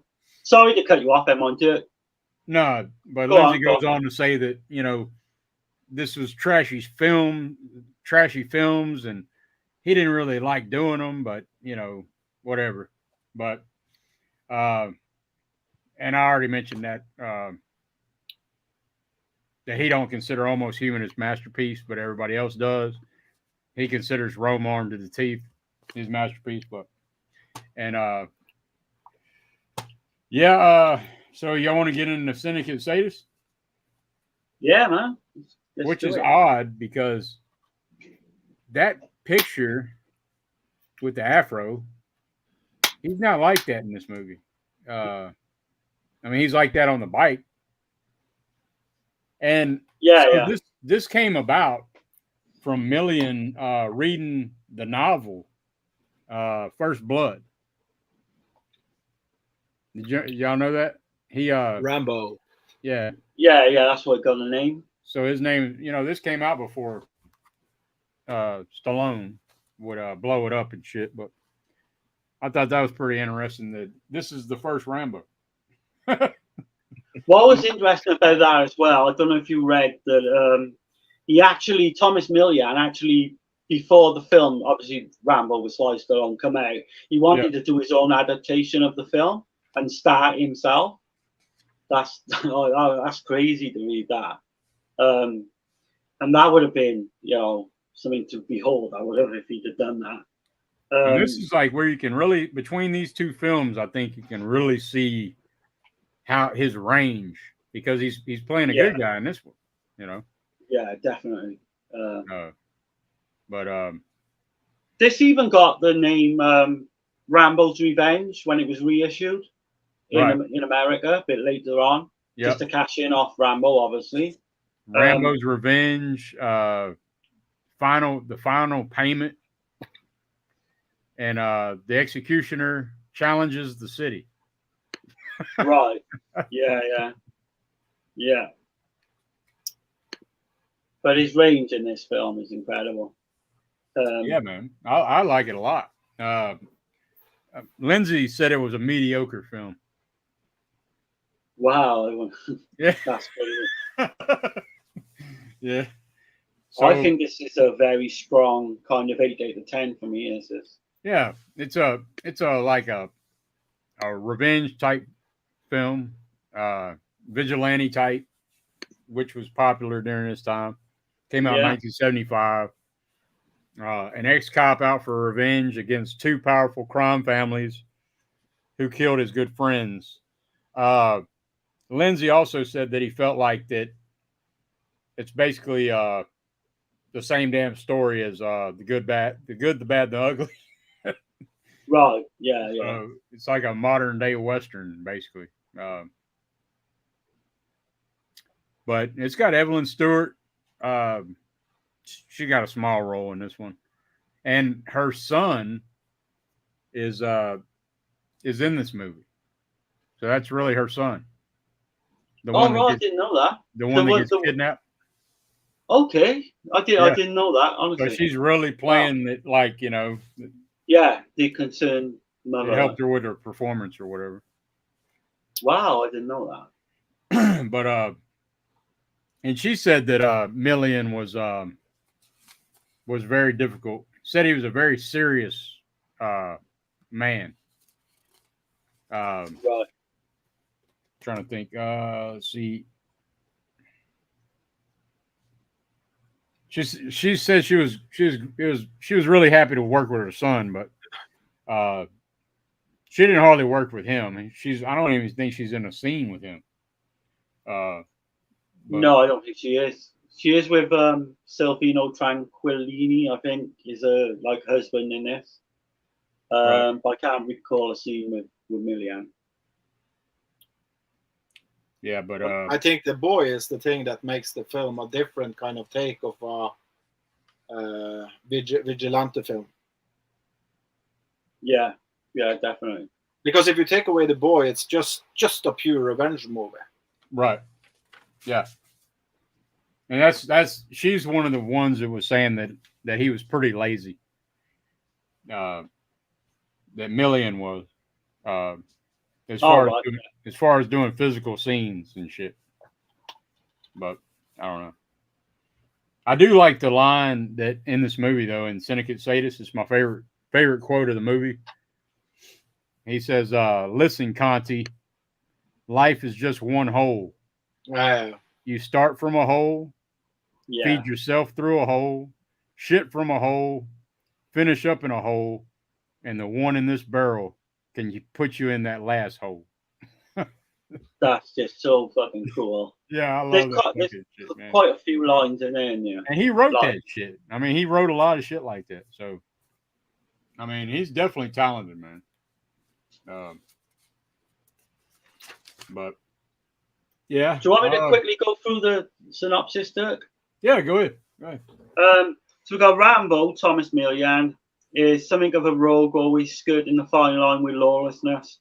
His brother's kind of the complete opposite. And it was his brother, wasn't it? Or was it his friend? Just a good friend. His friend. And firmly on the right side of the law. When Rambo visits him one day, he makes him an offer, the piece of crying for people in the fight against crime, including murders, kidnappings, and robberies. He goes along to see the training, though the police seem more impressed with his skills and marksmanship. Basically, like, will he sign up? We don't know. There's a gang of kidnappers who then grab the young boy and demanding a large ransom for his return. His friend, I keep saying brother, tries to retrieve the child and is killed by the baddies for all his troubles. Rambo plots a revenge scheme while looking after the widow and her nephew. Because he said, I think he's called him his uncle, hasn't he, even though it's not technically his uncle. That's where I got the confusion. Right. Yeah, he does. He's calling him his Uncle Rambo. Yeah. Because I was Which thinking, is so crazy because it's like this came out before Rambo came out. So. Yeah, absolutely, yeah. Like I say, it's even crazy. He wanted to make his own version of Rambo. That would have been great. Absolutely great. They already did. It's called Blast Fighter. Okay, I'm not seeing that one. Yeah, it's a fun one. It's a really fun one. You was telling me about it. It's Lamberto Bava made that one, right? Yeah. It's a fun movie. I like it. But it's over the top American. It's like every American is like 10 times American, if you understand. But the one scene early on we got to mention in this is what do you think about the score in this one? Oh, I really like it. I did too. It's real jazzy, but again, a Neo Morricone couldn't do the score, What's it? That guy called Franco Micheletti, who goes on and does his following, the next one we're going to cover as well. But I mean, I was a bit dubious when I realised it's not Ennio Morricone, but on first hearing this, I was like, shit, that stuff's good, man. You can play that stuff. Yeah, he was unknown. Anyway. Yeah. But I was going to mention the one scene early on when they're chasing some of these criminals, and he comes roaring out the back of this fucking lorry on a motorbike. Oh yeah. And I'm like, fuck me, man, that is just fantastic. And you know that was real.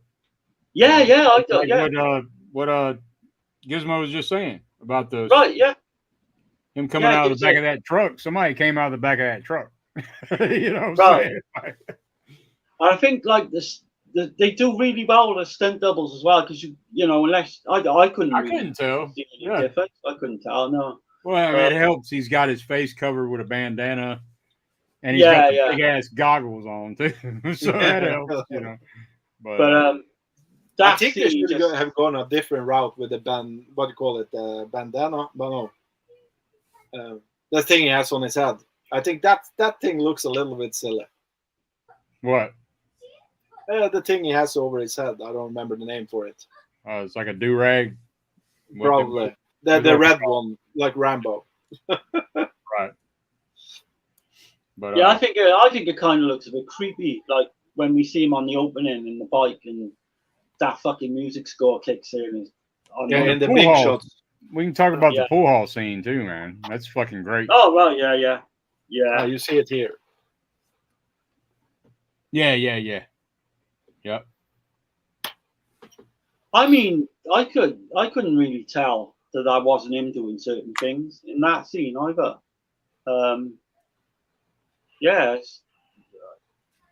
Maybe he was like lazy and didn't want to get involved in anything physical, but it didn't like come across to me like that in his films. You don't see any of that. To me, it just looks like it's him. So yeah, they must I be. just think it's odd. This cover, the way they did this cover is odd. That's from Brothers Till We Die. Right? Yeah. He don't got an afro in this one. Severin kind of shit the bed on that, or was that the original poster art? I don't know, man. It was probably the original poster art, yeah. Where they didn't give a fuck back in the day, did they? You just get a picture of Thomas Milian and that was it, I guess. It's packed with special features, though, man. This is a great box. I need to dive into them. I've not dived into any of the special features on any of the film.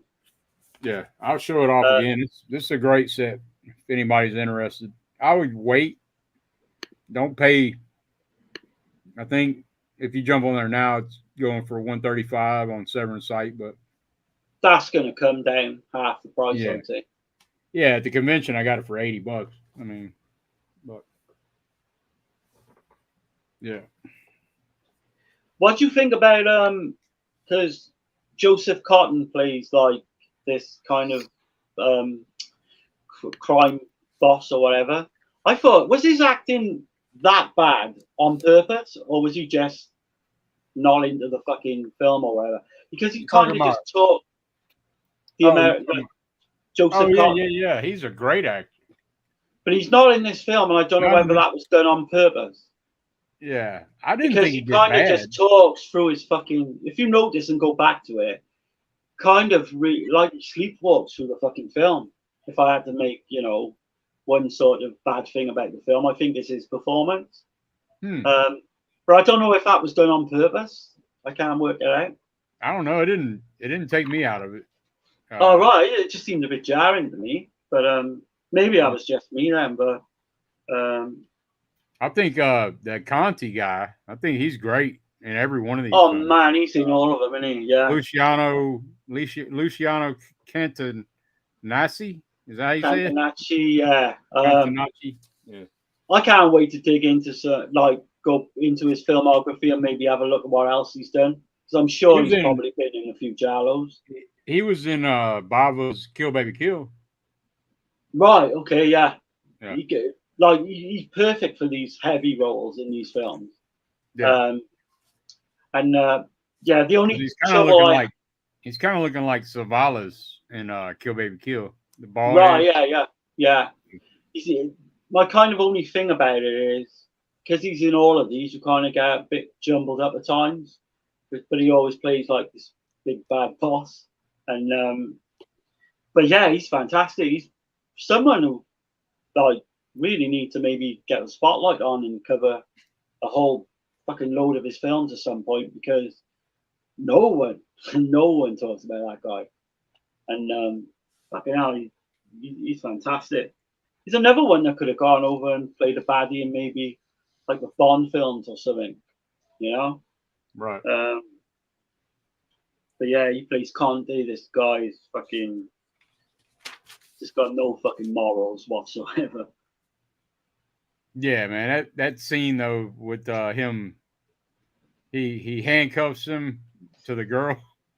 Yeah, that's great. And, in the toilet. And then he throws the key in the toilet, and then she's like, "What did she say?" She says something. And he's like, "Shut up, you stupid harlot." Or something. Yeah. Oh no, it's funny as hell, man. Out of fucking nowhere, man. That comes. Yeah, yeah, I'll it got- definitely check this one out. It's a great one, man.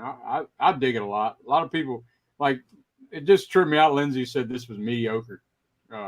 yeah, that's mad. It's not as good as Almost Human, obviously, No, but nothing really is. No, But it's definitely an 8 out of 10 for me. And these kind of films have one, like going back, I've never really seen many of these up until when we done that Lindsay top 10. yeah, we went through some shit on that. Yeah, and, man, and I'm loving everything I'm seeing from this genre. The only thing is I haven't got the time to see a lot more, but I'm getting there slowly. Right. What do you think, Gizmo, on this one? I really liked it. I think it's it got I would say that it's a narrow told story, so it's easy to follow for people who are not used to Italian cinema, and Yeah, I think I would more recommend this one for new people than Almost Human, because I think you will love Almost Human even more if you see this first. right. Yeah, That's definitely. my take on it, but I really dig this film. It's I do like the Almost Human even more, but yeah. Oh yeah. Oh yeah. I just gotta check if I have written down something you haven't said. Okay. I just wrote words, so let's say just some word for every. I see. No, it's just. I see. We got. I need to check the chat a little bit. Chris C says Chris C, the slasher dude. He says, "Okay, all I have to head out. Great stream, gents. Catch you all on the next one." Yeah, thanks for coming along. Yeah, man. Chris says, Tex says, okay. He's saying bye. Wild Wrangler, man. What's going on? Sorry, man. I've Hey, been man. Holland also says Fair Game is tame. Yeah, compared to Almost Human, but Fair Game is a fun movie, but it's not. Every time you say Fair Game, I'm always thinking of Alec Baldwin and Cindy Crawford. No, fuck that film. Fair Game, the Australian film. That's a really fun one. Okay, I need to see just so I could like erase the Cindy Crawford, Alec Baldwin shit out of my mind. So.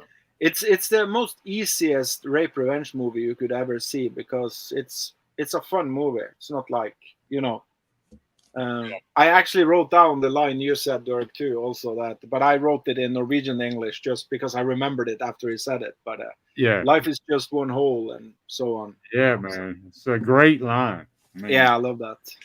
It's perfect. But and I also wrote here, Dirk is right when it comes to comparing him with an early Al Pacino. I don't think he reminds me at all as Al Pacino in like the 90s, 2000s, and stuff like that. I do think he's more like the 70s Al Pacino. Yep. He is a lot like there's a movie. I don't really care for the movie a whole lot, but it's was it Dog Day Afternoon? Yeah, I know. Yeah. Yeah. But I guess we'll get into the last one, man, of this dang set. And that's the Mighty Peking Man.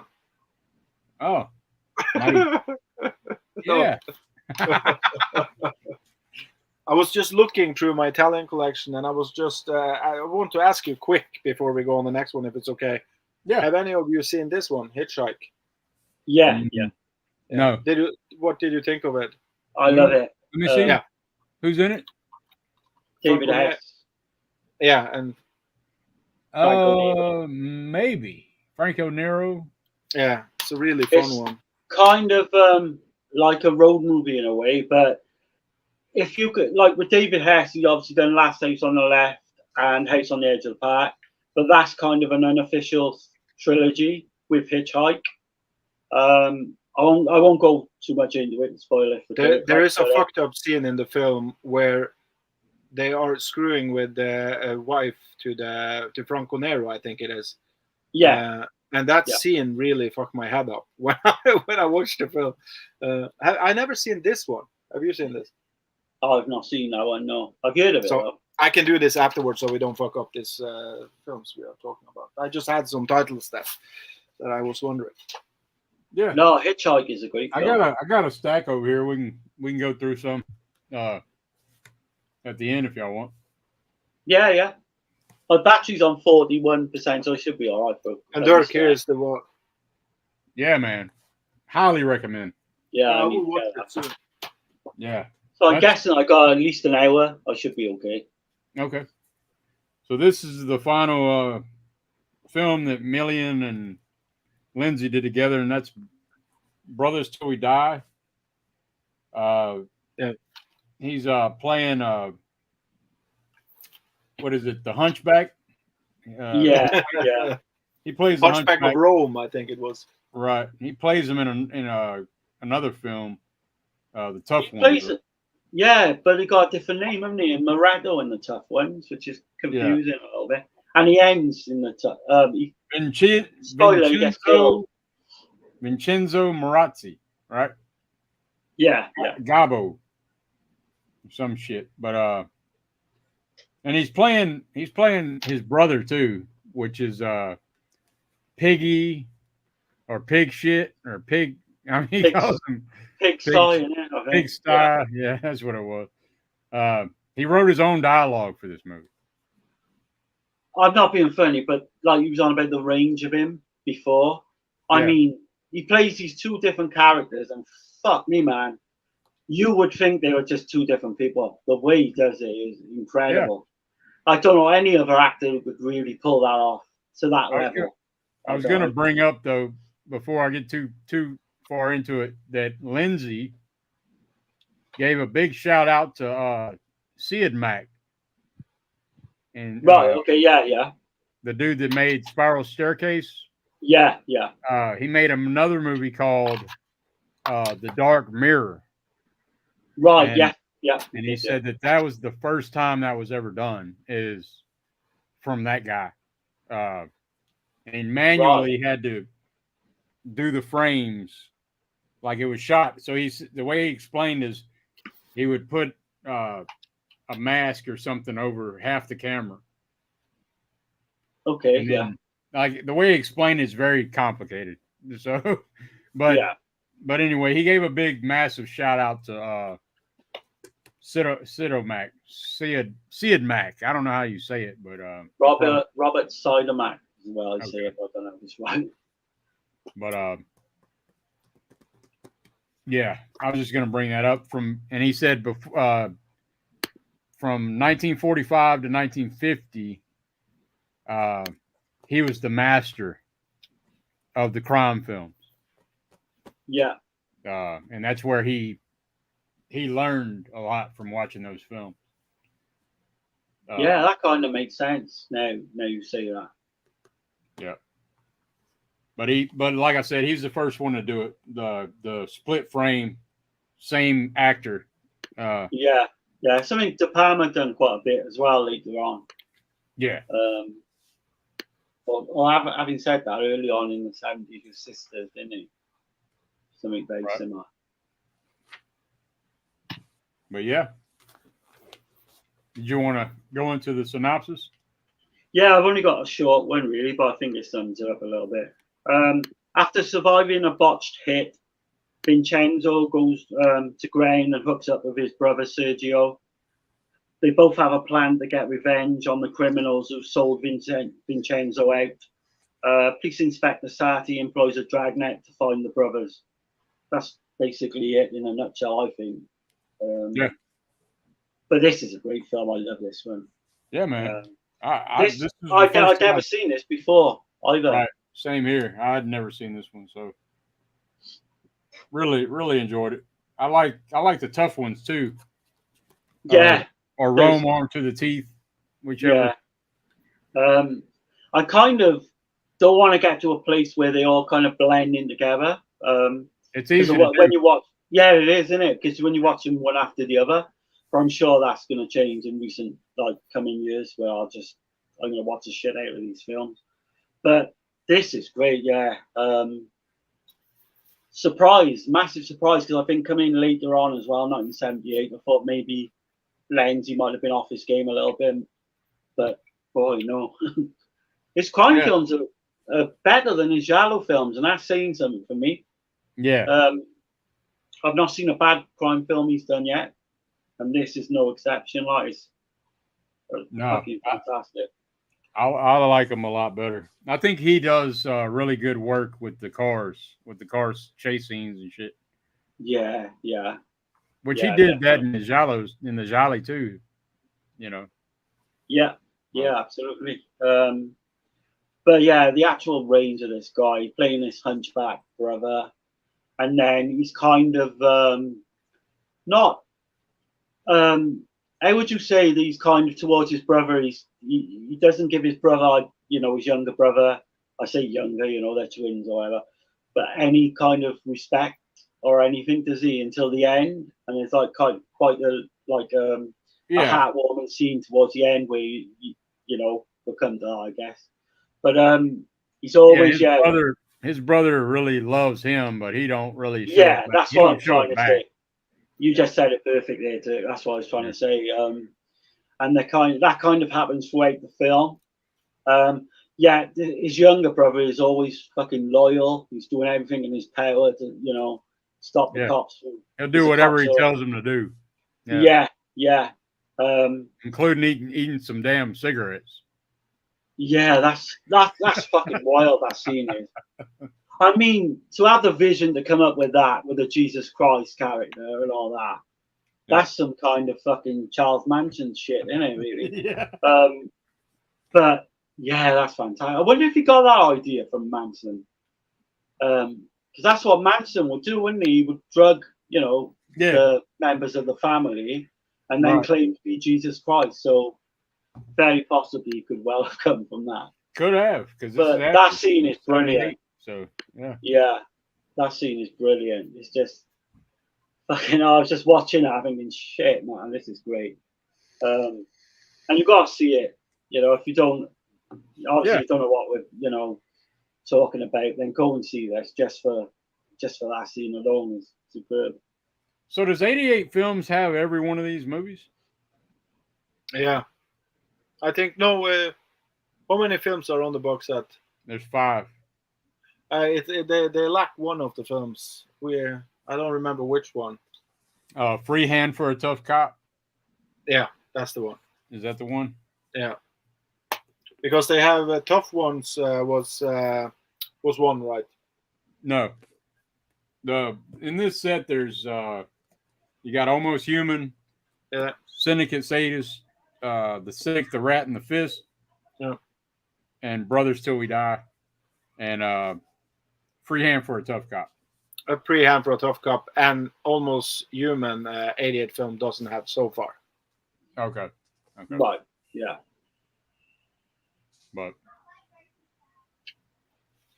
But yeah, man, I highly recommend. I know I haven't said a whole lot. I don't want to spoil anything with these. Definitely Almost Human's the best out of the set. I don't know how to really rank the rest of them, but I highly recommend them. Yeah, I'm not sure I would rank them actually. No, I've seen them all. Yeah, I don't either. I would say, but there's no bad film in the set though. No. Nope. At all. They're all at least a 7, 8 out of 10, 9 out of 10. Almost Human here. Yeah, just highly recommended the whole set. There's some great stuff in this film though. Like you got that fucking nightclub scene as well.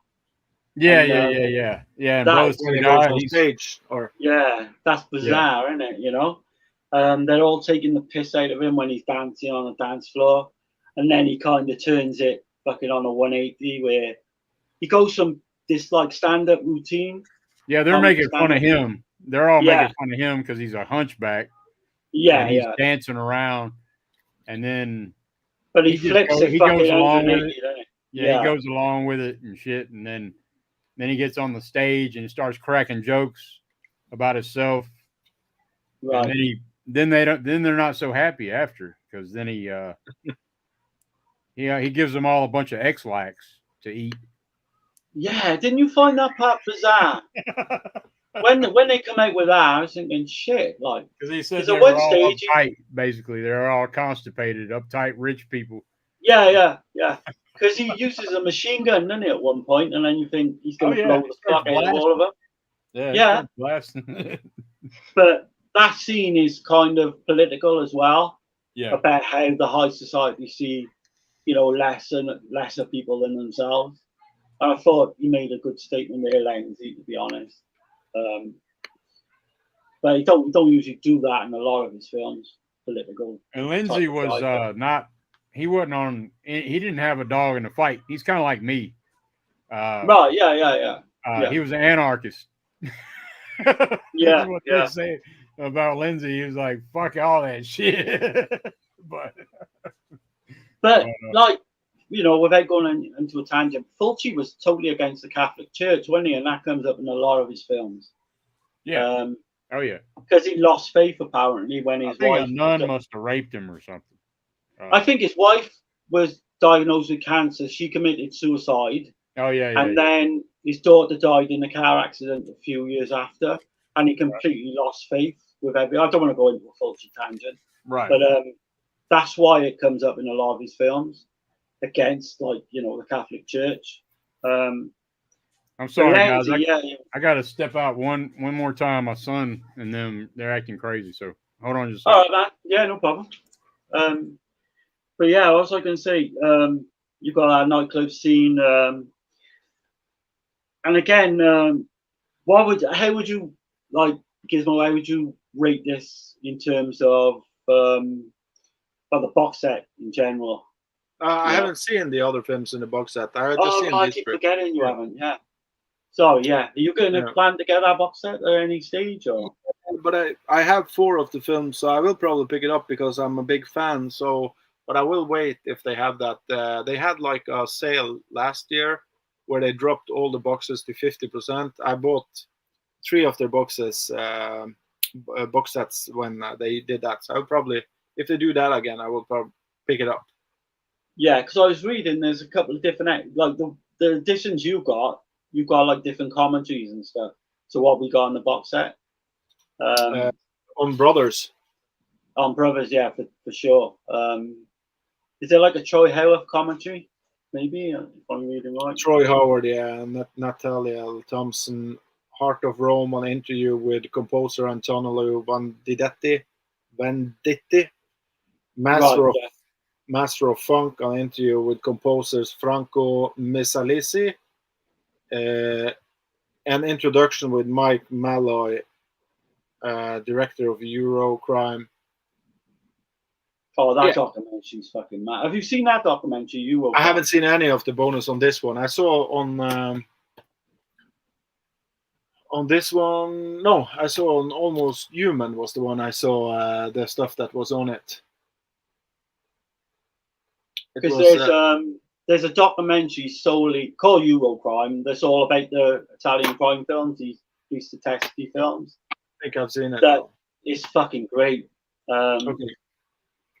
I think you can get that cheap, man. I tell you as well. Mike Malloy, yeah, is the director, but it's like. Sorry, y'all. I had about 7 kids up in here. I had to clear. Oh, right, man. No worries, man. I was like, "What the hell y'all doing?" But yeah, if you get a chance, guys, check out that Eurocrime documentary. It's got Henry Silver. It's got all the top names in it. Just I will check it out. Right. But yeah, man. I guess if you want to show some stuff, man, go ahead. I just have stuff I wanted to show you from the Italian collection to see if you have seen the films. Okay. I have many. I have over 85, I think it is now. Well. But I will just show 10 titles here. Did you say that you had seen this one? No, I haven't seen that one. I haven't seen it, no. Oh, no, me neither. So, have you seen this one? No. It's a Karate Kid ripoff. And Hitchhike you had seen. Violent Professionals you had seen, right? I haven't seen it yet, no. I've got it, but I've not seen it. Waiting to see it. It's in my pile for the. I'm hoping that one of these days somebody will pick it. Yeah. Yeah, I think I got it in my pile as well. Yeah. Keep hoping, Dirk. If you bring more titles like Fuck the Devil, then you're fucked. You know that. Blast Fighter. I do want to see that one. Yeah. Yeah, it's a fun one, and I know you will love it, Dirk, because Oh it's right, I don't think I got. Bible. Sorry, I don't think I got Violent Professionals in my list for tomorrow. Oh, you didn't get it? I've got the DVD, the Blu-ray, but I don't think I've got it in my pile. Like you said, Okay. you've got it on your. I And might then have, if I'm misremembering. Well, Oh, I forgot to mention that. That's Live to your Like a dad, Pop- though, yeah. isn't it? This is actually Gastaldi wrote this. This is before Almost Human. Yeah, 1973. Yeah. This Is it? He Is said it a Almost similar Human storyline then? He says Almost Human is a sequel to this. Oh shit, that makes me want to watch it even more now. Right. Yeah. Violent I got City. that one. I got Violent City. And here is my Whip in the Body. Oh yeah, man. That's a great release. Oh, I need to get that edition actually.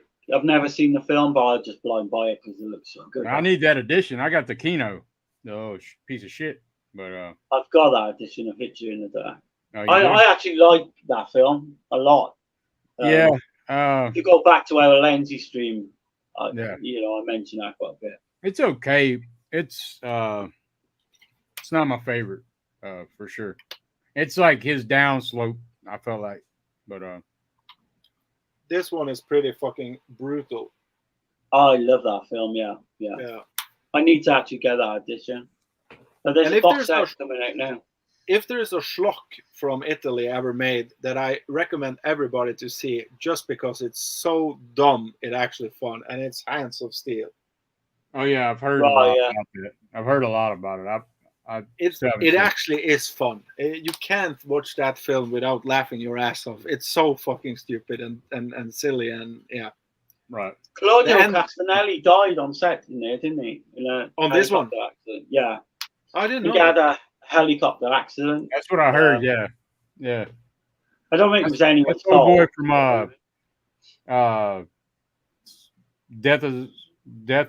Suspicious Death Suspicious of a Minor. Death of a Minor. I think he's in the tough ones as well, isn't he? Or Rome Down to the Teeth. Is he? Yeah, he's definitely in one of the Lenzy ones, yeah. Who I said, was it who passed away, you say? Claudio Castanelli. Yeah. Yeah, he's in Scorpion's Tail too, right? Yeah, he's in quite a few Giallos and Lenzy crime films and stuff. I've always thought he was a great actor. He was fantastic. He was another one that, yeah, every film I've seen him in, he was fantastic. Yeah, another shame really that he died. I think he died really young as well. He could have gone on to massive things, you know. Yeah, man. You got anything you want to show, Darren? I haven't. I blew my load last week when I bought about 19 titles, so I'm trying to be good. I don't know if I showed these or not. Did I show this one?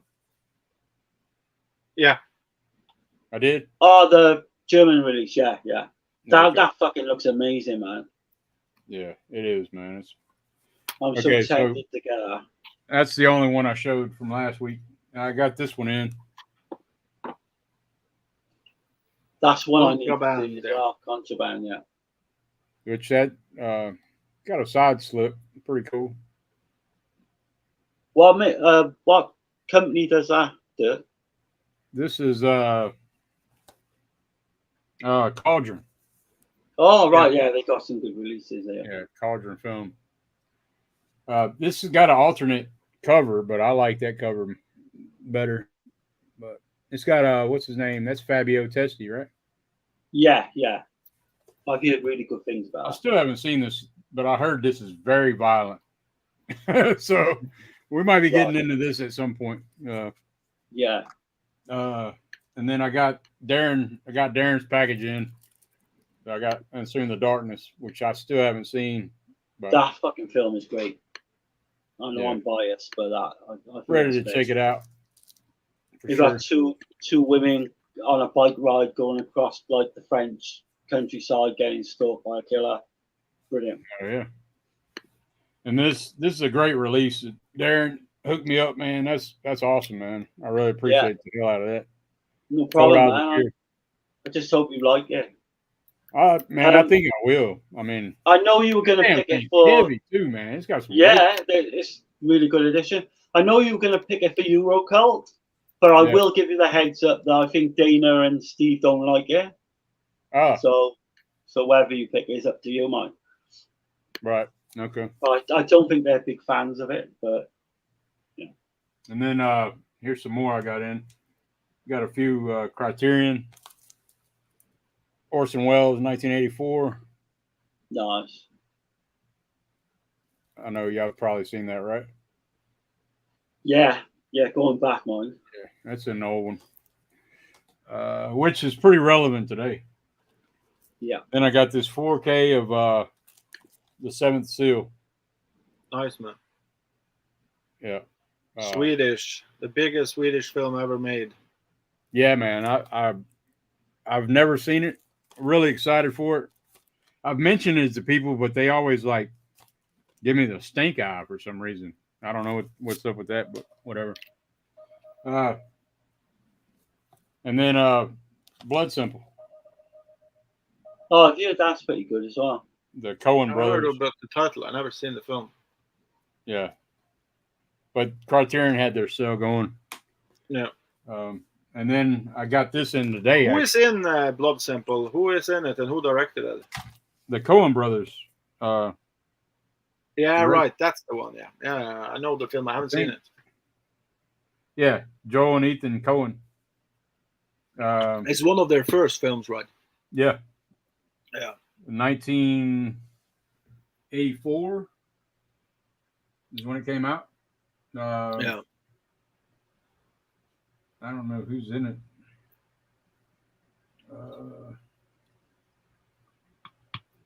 I can't see who's in it.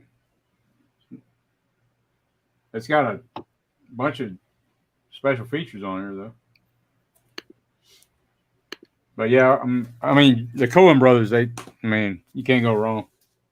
Any one of their films. But then I got this in. This completes my the Giallo Essentials. I have all the films and all the Giallo Essentials now because I finally got this one. Got this in. But you got to remember, Dirk, you don't have the that's paper cut boards that make them a box set. Yeah, I know. I don't have those flimsy boxes. Forbidden That's Photos. a really good film. That's like go into that not expecting like a Black Glove Killer type film, but it's more a different type of film. But yeah, you'll dig that. Very stylistic. Yeah. Yeah, I've heard so much good shit about Blood Simple, so I finally made it happen. And yeah, but that's. I guess next week we're going to be doing. I don't know how to word it yet. We're going to have the Evil Dead chick on here. We're going to be talking about five. We're going to be talking about 5 slashers that we love that other people hate. Yeah, I think I got fucking a list as long as I could pick about 20, 30 titles. Yeah. Yeah, I'm told that should be interesting. Yeah, I got some that I already know that y'all probably hate, but it's all good. Yeah. I'm trying to pick the ones I know Dana might not pick the ones I know Dana pick. But there's tons, yeah. But yeah, we'll be back on that next week, and that'll be a fun one. But hopefully everybody enjoyed the stream, man. Hopefully talked you into some Italiano. Yeah, hell yeah, man. Good stuff for all these. Well, the last 3 of these anyway. Maybe I gotta show that off again.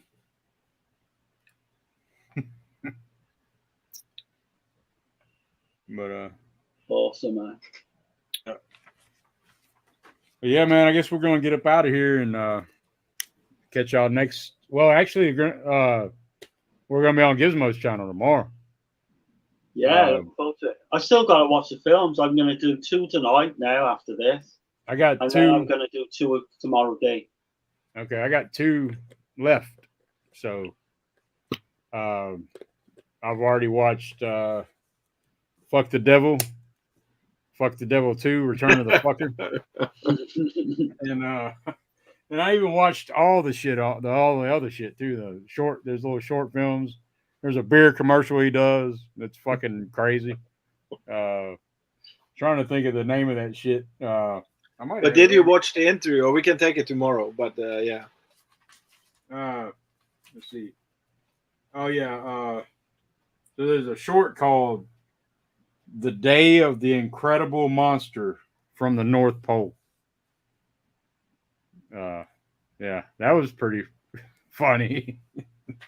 There's some thrown off shit, man. It's no budget shit, and that's gonna be fun. I watched the Zero Theorem too, so I'll be glad to talk about that one. But we're gonna be on there. What time are we doing that, Gizmo? It's 7 your time. I don't remember 7 before. You're 7 hours. You're 7 hours ahead of me. What's the time where you are now? It's 5:35 now. Yeah, right. So maybe 7. Yeah, it's 7 or 8. 6 o'clock, isn't it? Is this? Do you do it at 12 or 1? I'm not sure. I was thinking actually of doing it like I'm doing it from 1 o'clock. So Dirk was 7. But if he's 7 hours behind me, then it means 6 o'clock. But is it a problem? No. Okay. I know. I was just trying to figure out the time to tell everybody. Yeah. Last time was 12 o'clock UK time. So 1 o'clock, obviously Gizmo's time, and that would be, I don't know, what would that be for Dirk? Is this 6 o'clock? I think. Yeah. And we can do it earlier if y'all want, man. We don't have to. No, I'm thinking also for Brian. He's on work till. You know what? He's finished at 7 o'clock. Is Brian on the same time period as your Dirk? He's an hour ahead of me. Hour ahead, yeah. Okay, so he's a little bit easier to. So that means he's 6 hours behind me. So 7 o'clock for him is 6 o'clock. Yeah, but that will be best if it's 7 o'clock then for him. So 6 o'clock for you. Yeah, because then he will reach the stream, or he'll be 15 minutes late, but that's okay. We can start and then he can jump on. Cool. Yeah, sounds good, man. Yeah. It'll be me, Gizmo, Darren, Pop's Movie Dungeon, and Brian Goes Blue. Yeah, it'll be fun. Yeah. Yeah, man, definitely check it out. There's something rotten in the collection. Yeah, we need to look at it, and we need to find out if it is rotten. Yeah, right. That's the thing. Is it rotten or is it rotting? That's rotting. Yeah, get dry. I've got the wonderful basement to look forward to watch. Yeah, but the thing was that with your films, Darren, I was really struggling to find the trailers or any clips from them. But I think I found the right films. The Killer of Dolls was the most tricky one, but I found one movie called The Killer of Dolls. From what year is it from? Do you remember? Oh God, Killer of Dolls, 1975, I believe. I think this is the right one. I think so. So I was just trying to find some clips, so we can show people what movies we talk about. Yeah, I'm not. The basement, I'm not really dragged. I know I just said that, but if the basement is the one I found, it looks fucking amazing. That's the movie I want to see the most of all of the films. It's going to be either amazing or shit. There's going to be no in between. I don't think. There's no in between. We'll see. We'll see. But I'm excited, man. I'm happy. We've accomplished a big goal in life. We watched all the Forgotten Gialli. Man, yeah, that's perfect. In 3 episodes, got it done. I think it would have took me forever to because I heard such bad things about the police are blundering in the dark. Yeah. Probably would have took me forever to watch. But it's not as bad as I thought. Yeah. Oh, I like it, man. I'm going to champion the first half. So next box that we'll do is this one. I'm like, I do remember that shit when I was a kid. My father loves it. I used to bang my head in the wall. I used to like, totally off on the tangent, but I used to like Harold Lloyd a lot when I was a kid. They used to play him over here all the time. His black and white films. Oh yeah. My What about dad used to Charlie like Chaplin? it as well. Chapman. Yeah, I don't mind a bit of Chaplin. Yeah. Buster Keaton as well. Right, Buster Keaton. Well, man, we're gonna get up out of here. Hopefully, everybody enjoyed their time with us, and we'll see y'all soon tomorrow on Gizmo's channel. Yeah. Have a good one, guys, and we shall see you soon.